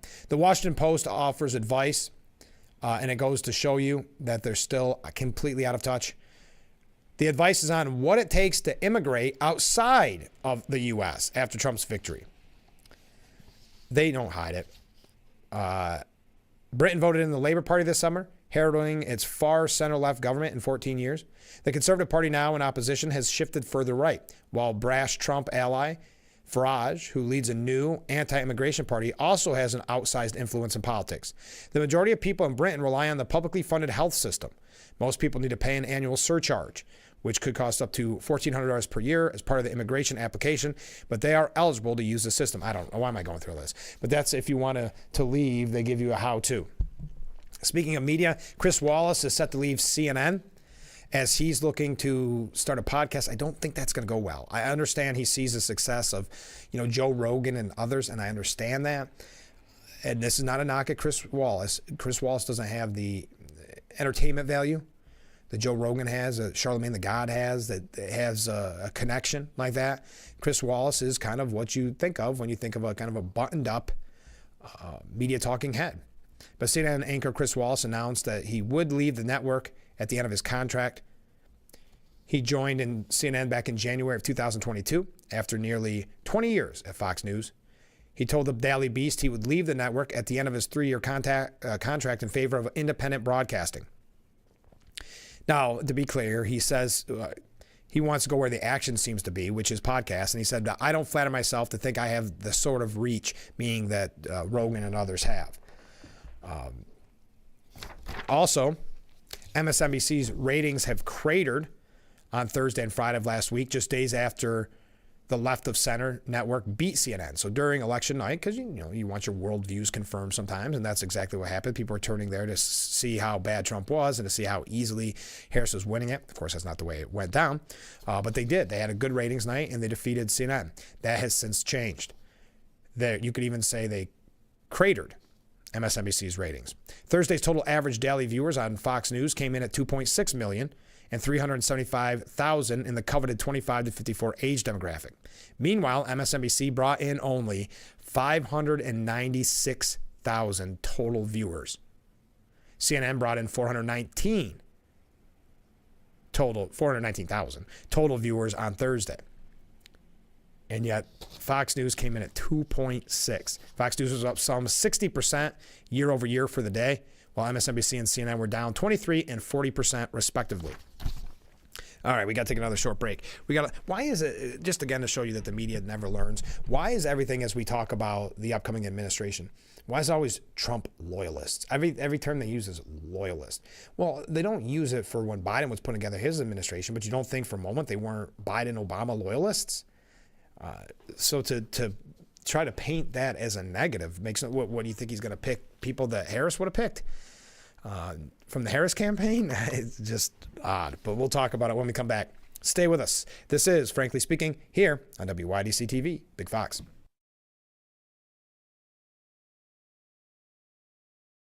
If you or a loved one regularly used hair relaxers or straighteners and were diagnosed with uterine, ovarian, or endometrial cancer, you may be entitled to significant financial compensation. I've used hair relaxers for years. I had no idea they could cause cancer. Chemical hair relaxers and straighteners have been linked to serious conditions, including several types of cancer. If you used hair relaxers and have been diagnosed with uterine, ovarian, or endometrial cancer, call us now. There's no fee unless we win your case. Call today. Stock up for fall and save at GCP Discount Liquors and Wines. On 1.75-liter Grey Goose vodka, normally $42.99, on sale for $38.99. Save even more with $5 mail-in rebate. Your final cost $33.99. A 750-milliliter Wagner Dry Riesling, Semi-Dry Riesling, and Riesling Select, normally $12.99, now on sale for $10.99 a bottle. GCP Discount Liquors and Wines in Horseheads, the best in service, selection, and price. Want to know why it's hard to stop a train? It's how we've invented products that reinvented our world. It's how we test as hard as the elements do. It's how we run. Aaron's Heating and Air Conditioning in Corning, New York is a local, veteran-owned and operated company with over 25 years experience. From service and repair to new installations. Trust the experts at Aaron's Heating and Air Conditioning. Hi, I'm Blaney, a third-generation race car driver, and we dedicate a lot of our time to going as fast as possible. My grandpa Lou is the reason why my dad and I started racing, and I'm really proud to follow in his tracks. But when my grandpa was diagnosed with Alzheimer's, it was a very unexpected bump in the road for us. I've learned a lot on this journey with my grandpa Lou, and the memories of my grandpa will always be with me. And in our family, we're used to getting involved, and I encourage you to do the same, especially when it comes to caring for your loved ones. When I think about Alzheimer's and the impact it had on my family, I recognize that losing a race isn't such a bad day after all. It's important to notice if older family members are acting differently, experiencing problems with their memory, or having trouble with routine tasks. Talking about Alzheimer's can be really tough, but if you notice something, have a conversation with your loved one. Encourage them to see a doctor or offer to go with them. Early detection of Alzheimer's can give your family time to explore support services, make a plan for the future, and access available treatments. If you or your family are noticing changes, it could be Alzheimer's.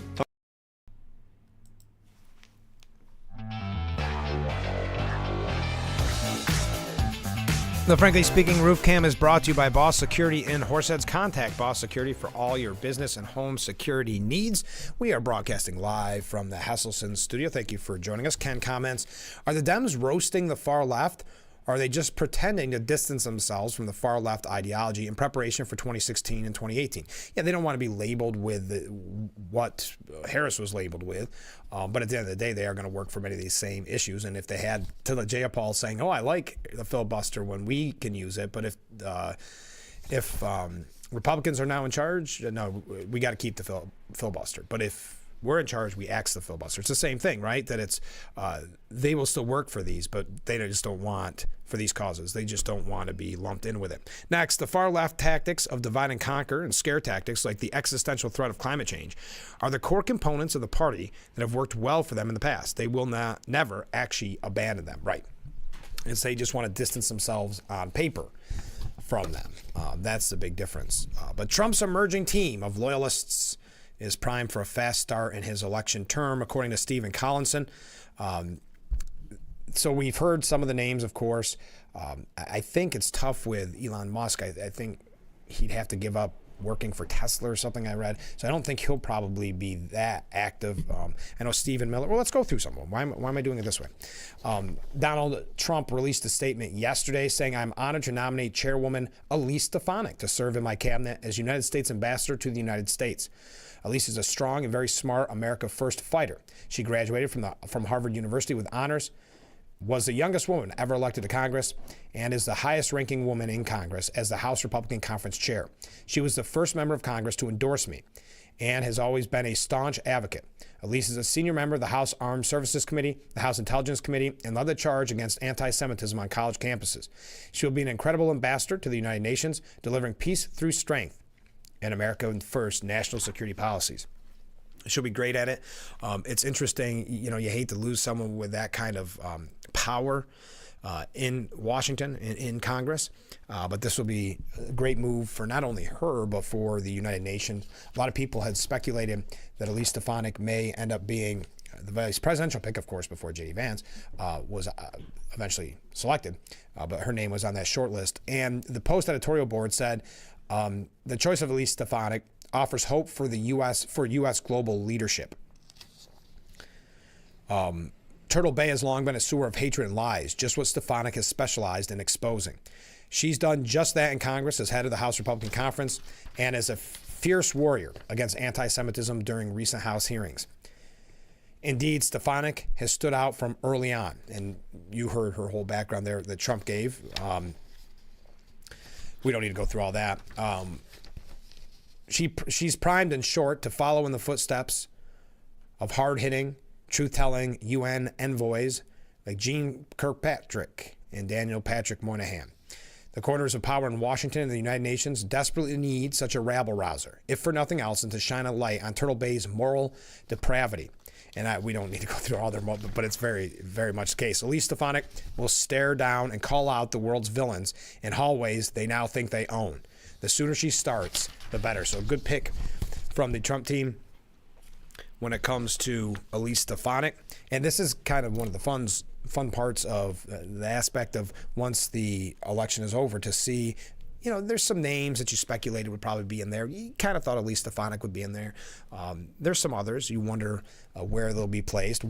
This one, I'm not going to say surprised me, but I will say worried me a little bit about the governor's race. But it was an interesting pick, and I'm very glad. If anybody deserves it, it's Lee Zeldin, who really helped the Republicans win the majority in the House last go-around at the midterms. So as the 45th and 47th president of the United States, of course, I think it goes without saying now, this is a statement from Donald Trump. I am pleased to announce that the highly respected former congressman from New York, Lee Zeldin, will be appointed to serve as the administrator of the United States Environmental Protection Agency, the EPA. Lee, with a very strong legal background, has been a true fighter for America First policies. He will ensure fair and swift deregulatory decisions that will be enacted in a way to unleash the power of American businesses, while at the same time maintaining the highest environmental standards, including the cleanest air and water on the planet. He will set new standards on environmental review and maintenance that will allow the United States to grow in a healthy and well-structured way. I have known Lee Zeldin for a long time and have watched him handle brilliantly some extremely difficult and complex situations. I'm very proud to have him in the Trump administration, where he will quickly prove to be a great contributor. And I guess because if you don't live in New York, you're probably not overly familiar with Lee Zeldin, so they actually sent along a short bio, which we're not going to go through here, but a bio for those in the media that wanted to talk about Lee Zeldin and take a little look at his background. Then the rumor is that Trump is set to select Senator Marco Rubio to serve as Secretary of State, which is a historic appointment. President-elect Donald Trump is reportedly set to pick Senator Marco Rubio as his Secretary of State, a decision that would make the Cuban-American senator the first Latino to serve as the nation's top diplomat. Rubio's expected appointment was first reported in the New York Times yesterday. Trump could still change his mind on his pick to lead the State Department, the outlet noted, but appeared to have settled on Rubio, but nothing has been confirmed. What are your thoughts? It's interesting because you think back to like the primaries back in 2016 and, the drinking of the water glass and things like that. You always kind of assume there'd be no love lost between the two. But Marco Rubio was a great champion for Trump during the election, getting out there and spreading the word about Trump, really taking it to some media outlets that, he had to obviously get a lot of grief. So Marco Rubio, what are your thoughts on Secretary of State Marco Rubio? And here's one that's really interesting, and this one caught me off guard. And so again, any of these you can weigh in on. We're just going through a couple of them quickly. Kristi Noem, South Dakota Governor Kristi Noem, could be tapped as Trump's Secretary of the Department of Homeland Security. Noem, a loyal Trump ally, once considered a top contender to be his 2024 running mate, would lead the department in charge of securing the border, one of the president-elect's main campaign promises. No official announcement on the DHS pick was made as of early Tuesday at 3:09 a.m. She is currently serving as a second term as South Dakota governor.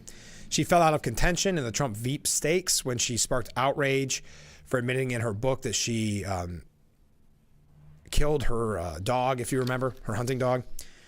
The Department of Homeland Security oversees the U.S. Customs and Border Protection and Immigration and Customs Enforcement, two key law enforcement agencies that deal with protecting the borders and tackling illegal immigration. Also under the DHS purview are the U.S. Secret Service and the Federal Emergency Management Agency.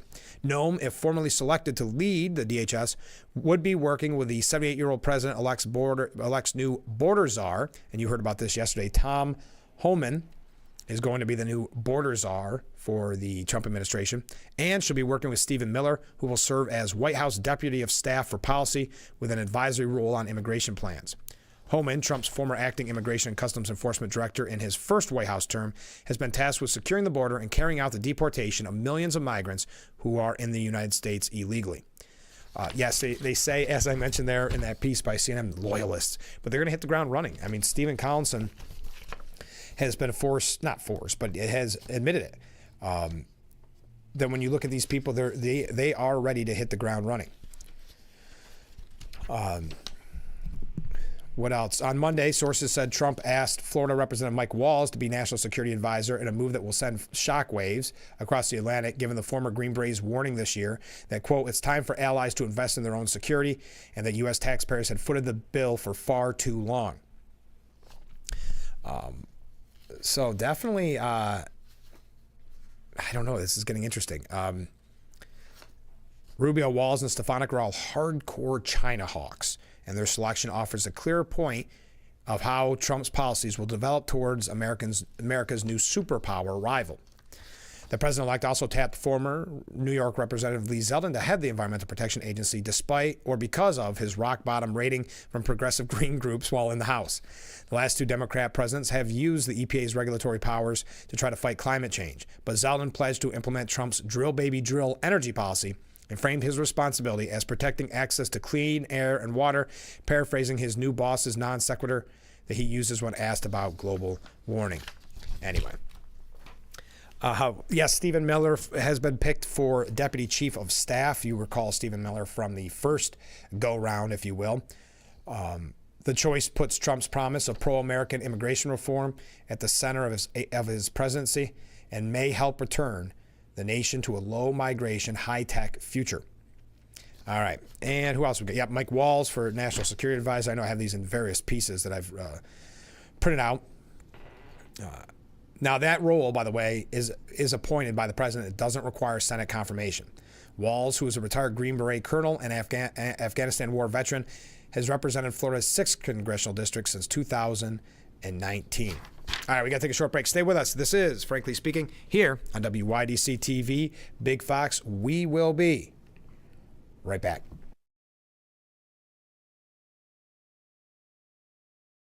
Shedden's Christmas store is now open. Come lay away at Shedden's for only 10% down. Deck your halls with the area's largest selection of Christmas goodies. Indoor and outdoor decorations galore. Briarwood holiday flags, toys, and more toys. We've got clothes, hunting clothes, winter clothes, tie-dye, with more arriving every week. Stop in today and don't forget Santa's list. Open every day. Shedden's Christmas store in Gillett, PA.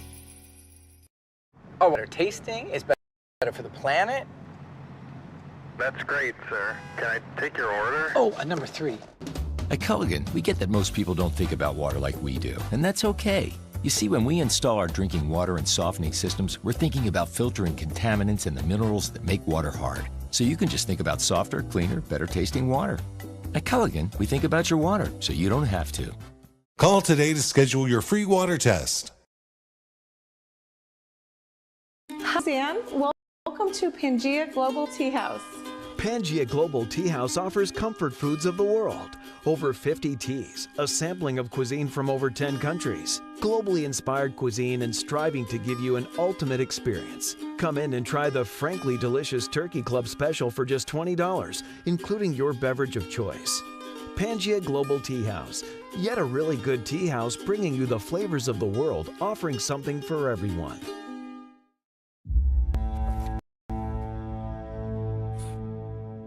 Heather and I had an argument just like any other couple. I was lost and lonely. I had snapped. I had a gun and I was going to take my own life. Heather helped me realize that there was still life to live. For the better of myself, my family, my weapon is now safely put away. My son, Ricky, took his life by the use of a firearm. It broke me in ways that I never knew that I could be broken. And I contemplated suicide. Afterwards, we found out his girlfriend, she was pregnant. If that was my grandson, I was gonna have to be here for him. I still own my firearm. I keep it in a safe because I want to keep my grandson and myself safe. A moment of crisis can happen to anyone. Store your gun securely, locked, unloaded, and away from ammo.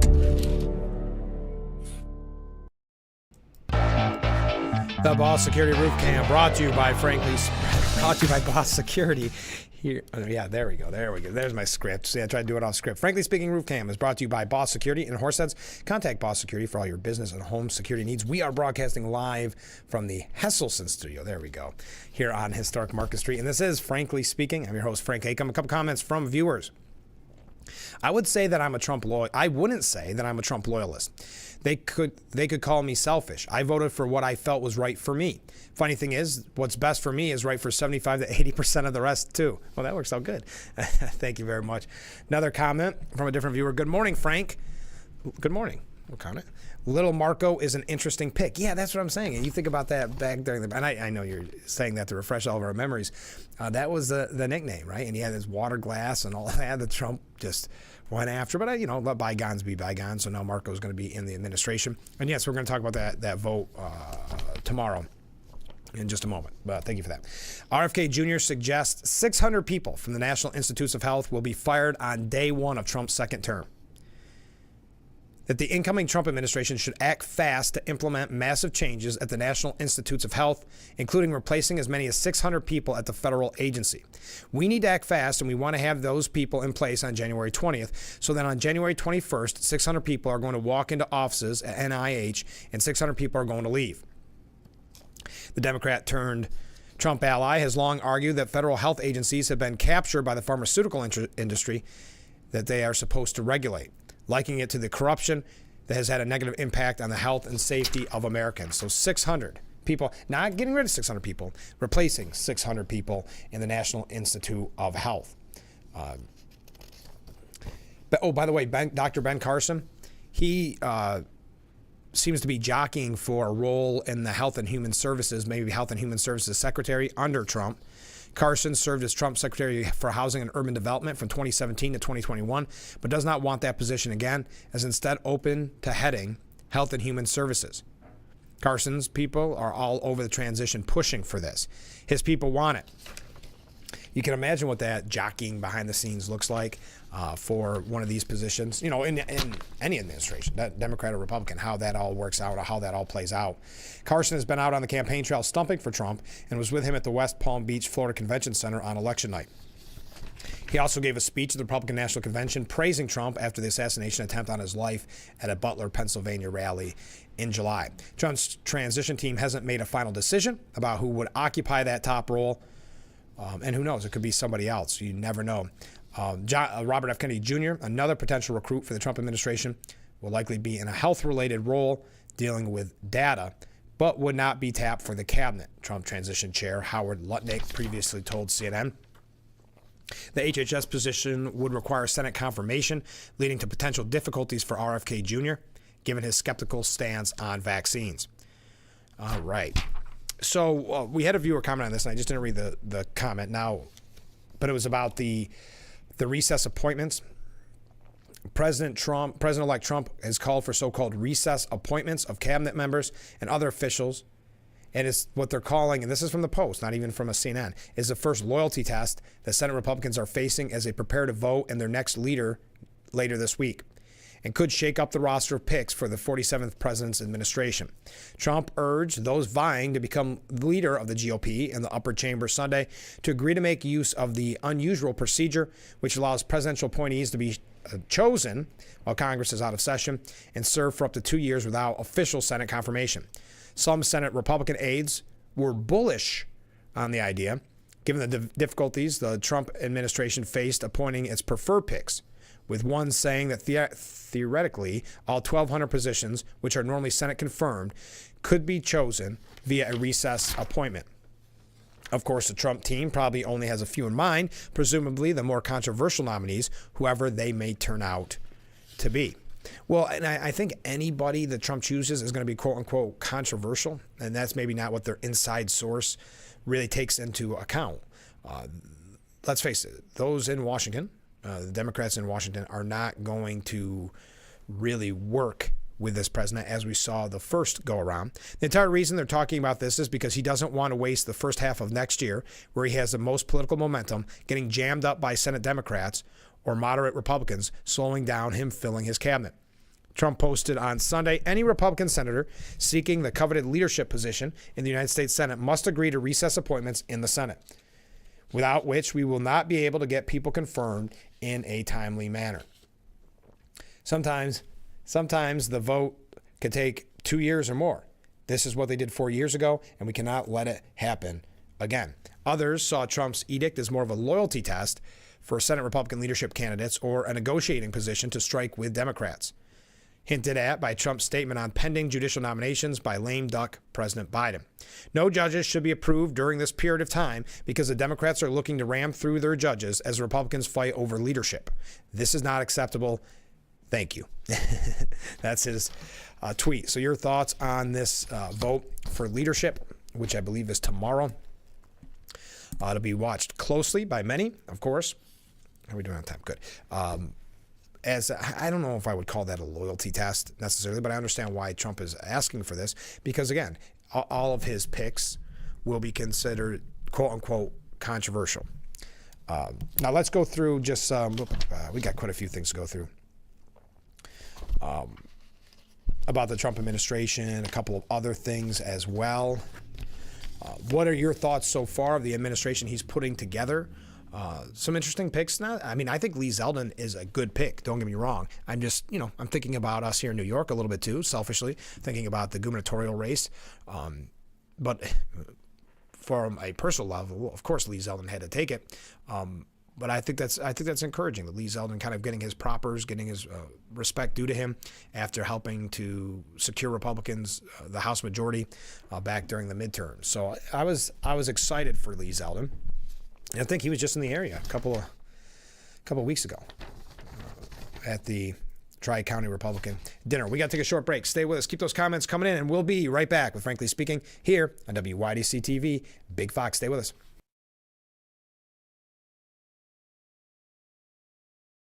If you or a loved one regularly used hair relaxers or straighteners and were diagnosed with uterine, ovarian, or endometrial cancer, you may be entitled to significant financial compensation. I've used hair relaxers for years. I had no idea they could cause cancer. Chemical hair relaxers and straighteners have been linked to serious conditions, including several types of cancer. If you used hair relaxers and have been diagnosed with uterine, ovarian, or endometrial cancer, call us now. There's no fee unless we win your case. Call today. Hi, I'm Blaney, a third-generation race car driver, and we dedicate a lot of our time to going as fast as possible. My grandpa Lou is the reason why my dad and I started racing, and I'm really proud to follow in his tracks. But when my grandpa was diagnosed with Alzheimer's, it was a very unexpected bump in the road for us. I've learned a lot on this journey with my grandpa Lou, and the memories of my grandpa will always be with me. And in our family, we're used to getting involved, and I encourage you to do the same, especially when it comes to caring for your loved ones. When I think about Alzheimer's and the impact it had on my family, I recognize that losing a race isn't such a bad day after all. It's important to notice if older family members are acting differently, experiencing problems with their memory, or having trouble with routine tasks. Talking about Alzheimer's can be really tough, but if you notice something, have a conversation with your loved one. Encourage them to see a doctor or offer to go with them. Early detection of Alzheimer's can give your family time to explore support services, make a plan for the future, and access available treatments. If you or your family are noticing changes, it could be Alzheimer's. Talk about seeing a doctor.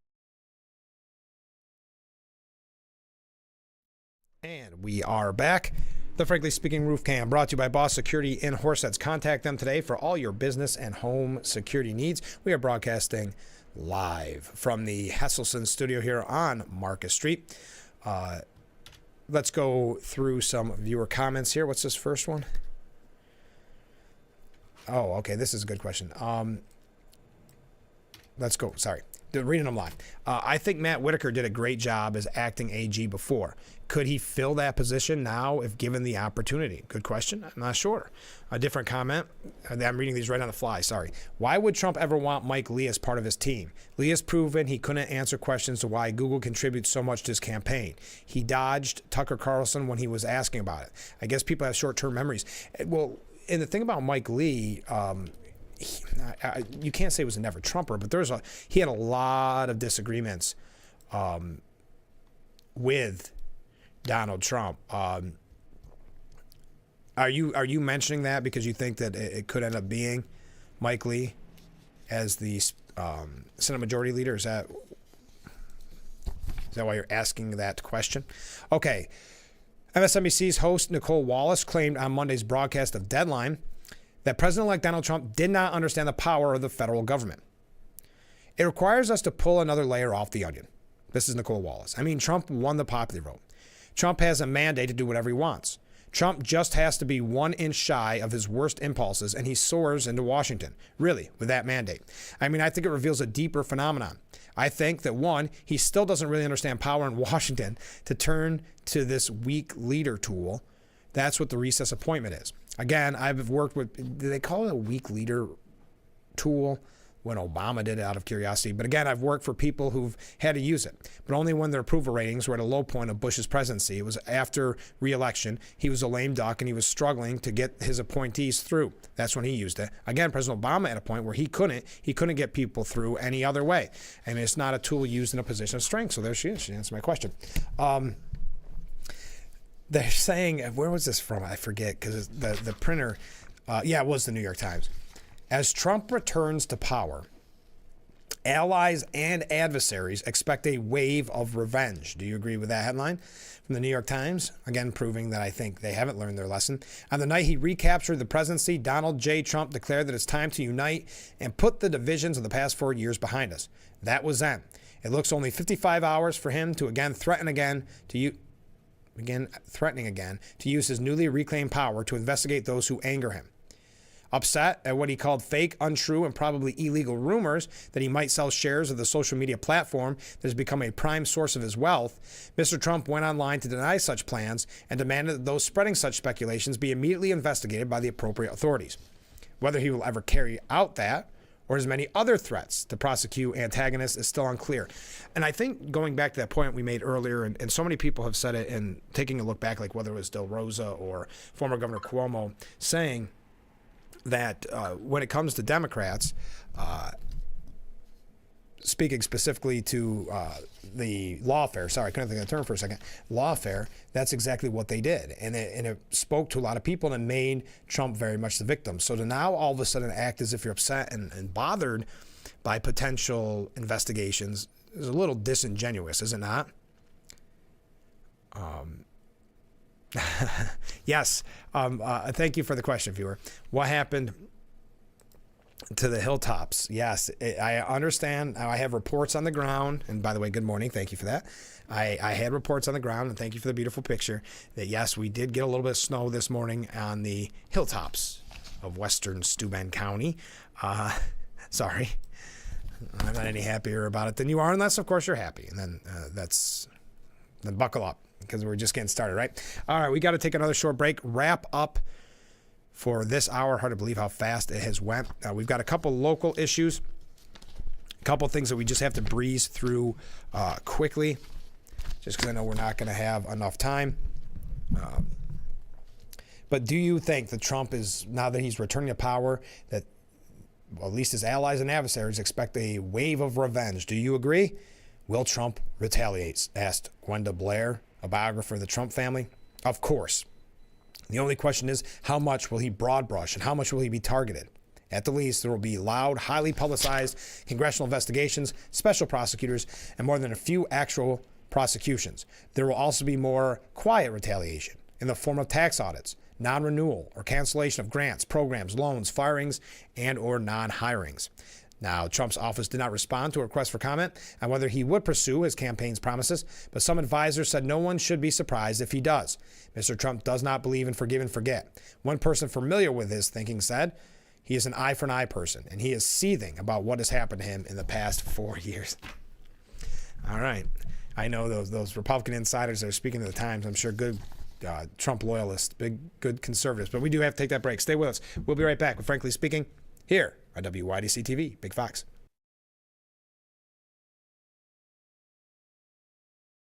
Today's top story, increasing fuel costs continue to drive up inflation, making it harder to afford everything from food to home heating.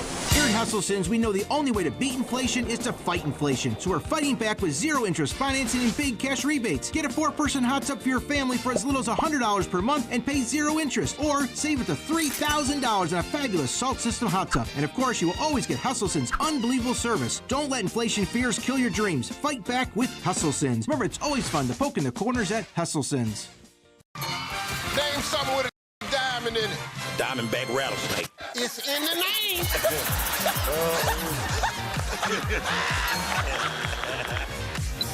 Name a low-calorie food you might make your edible underwear out of. Salmon. Watch it weeknights. Share it the next day. Wild caught Norwegian teriyaki. Share in the fun. Weeknights on Family Feud. 7 and 7:30 on Big Fox. A new season of Sherry. Having a good time has always been my #1 goal. I tend to get crazy. At my age, I should not be jumping up and down like that. And if you don't know what I mean, ask your mama. The young ones, y'all like, we don't know what you're talking about. But I promise you, in 30 years, you will.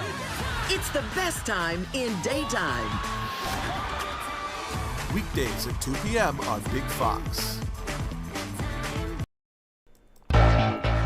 And we are back, broadcasting live from the Hesselson studio. There's our Frankly Speaking roof cam, brought to you by Boss Security. Contact them today for all your business and home security needs. Okay, a couple comments from viewers as we wrap up this morning's edition of Frankly Speaking, and then we hear 2 local issues. We hear from a viewer, and then we also hear from Joe Sempolinski. Yeah, but stay with us. Yesterday, when I realized that Frankly Speaking was taped, yes, I checked to see how George Stephanopoulos was doing. It was great to see him stay in his lane, smiling and talking about the new Mona movie. Yeah, I didn't watch any of the coverage with him on it. I didn't know how bad he handled the loss, but thank you for that. Another comment from a different viewer. I don't think Trump will go out of his way to carry out revenge. However, we have a justice system, and there have been some things that absolutely need to be and should be looked into and dealt with by the justice system. Just because they're trying to make wrong right doesn't mean that it's constitutional. It doesn't need to be dealt with. Thank you very much. Now, I received this in my email on Friday, and I wanted to pass it along to you. And it was a letter that a viewer had sent Senator O'Mara. And I just thought it was a forceful and powerful email, and I just wanted to pass it along and see. I know you're going to agree, but pass it along anyway. I cannot remember being so angered by an email as I was by Governor Hochul's spam email today about her anti-Trump initiative, Empire State Freedom Initiative. I thought it might be a spoof. It reads like a parody of Babylon Bee.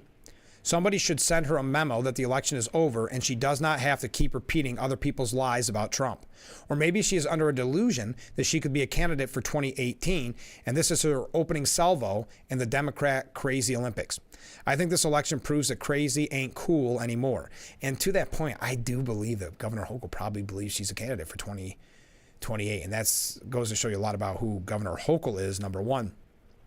Because if she didn't have that in mind, why would she be attacking the man who is going to be president and what that means to voters and what that does for the residents of her state? But continuing, her initiative is hateful, delusional, psychotic. Her letter to Trump was impertinent and betrays our great state and its fine people. Governors don't have to agree with the president to work well with him or her. Just when there's a clear mandate of the entire country and we have an opportunity to move forward and heal, she chooses to sustain lies and divide. I trust that it will take no encouragement from me that you will resist the legislative component of her hate campaign, but I had to weigh in. I have not actively worked on a campaign since 1970s Charles Goodell's U.S. Senate run, but I would devote my treasure and energy to a recall campaign if such a thing is afforded by our energy. Recall James and Hochul. They are both an embarrassment. Thank you very much for sending that. I look forward to seeing what the mayor's office has to say. But like you said, obviously, he's on board with your mindset, but it'll still be nice. Okay, so before we go, Steuben County chairman, or Republican chairman, excuse me, and Assemblyman-elect Joe Sempolinski recapped the election results in Steuben County, and did every single Republican candidate on the ballot won, at least in Steuben County. The results, obviously we had the ones that were unopposed, O'Merrill, Palmisano, Tunney, etc. But then you had Donald Trump and J.D. Vance won the election, receiving 66% in Steuben County alone, 66%. Mike Sapercone lost the election, but received 64% in Steuben County. Stacey Romeo and Ed White, Romeo won election, White lost election, but were the top two vote getters out of 4 in Steuben, both getting more than double votes of both the Democrat candidates. And yeah, White, that must have ended up being a close race. Last I saw it was very, very close. Kind of the back and forth, who was up, who was down. Nick Langworthy won election, receiving 69% in his portion of Steuben. Claudia Tenney won, received 76% in her portion of Steuben. Andrea Bally won election, received 79% of her position of Steuben. Joe Sempolinski won, as I had mentioned. He received 83% in his portion of Steuben. And finally, Matt McCarthy, County and Family Court Judge, won election, received 70% of the vote.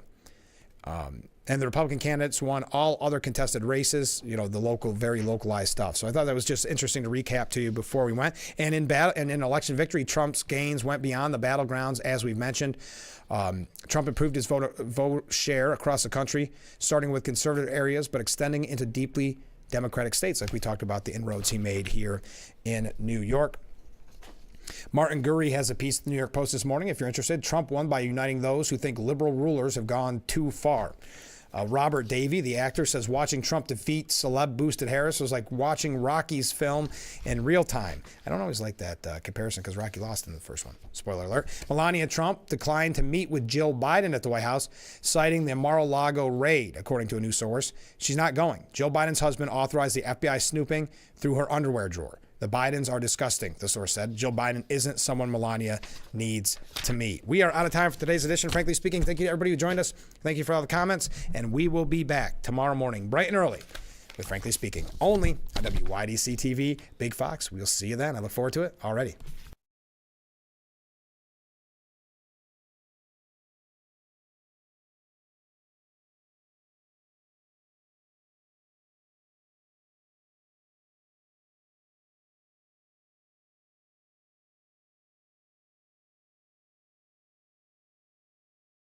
I'm Marianne Crawford. I've lived here for 70 years, but I do fine right here in my house, and I want to be here as long as I can be. And I feel comfortable knowing that if something happened to me, someone would know because of the cameras that are installed in various spots in my home. That has been a wonderful gift to me, to be able to have that security and that support from Full Circle America, and that's what it's all about.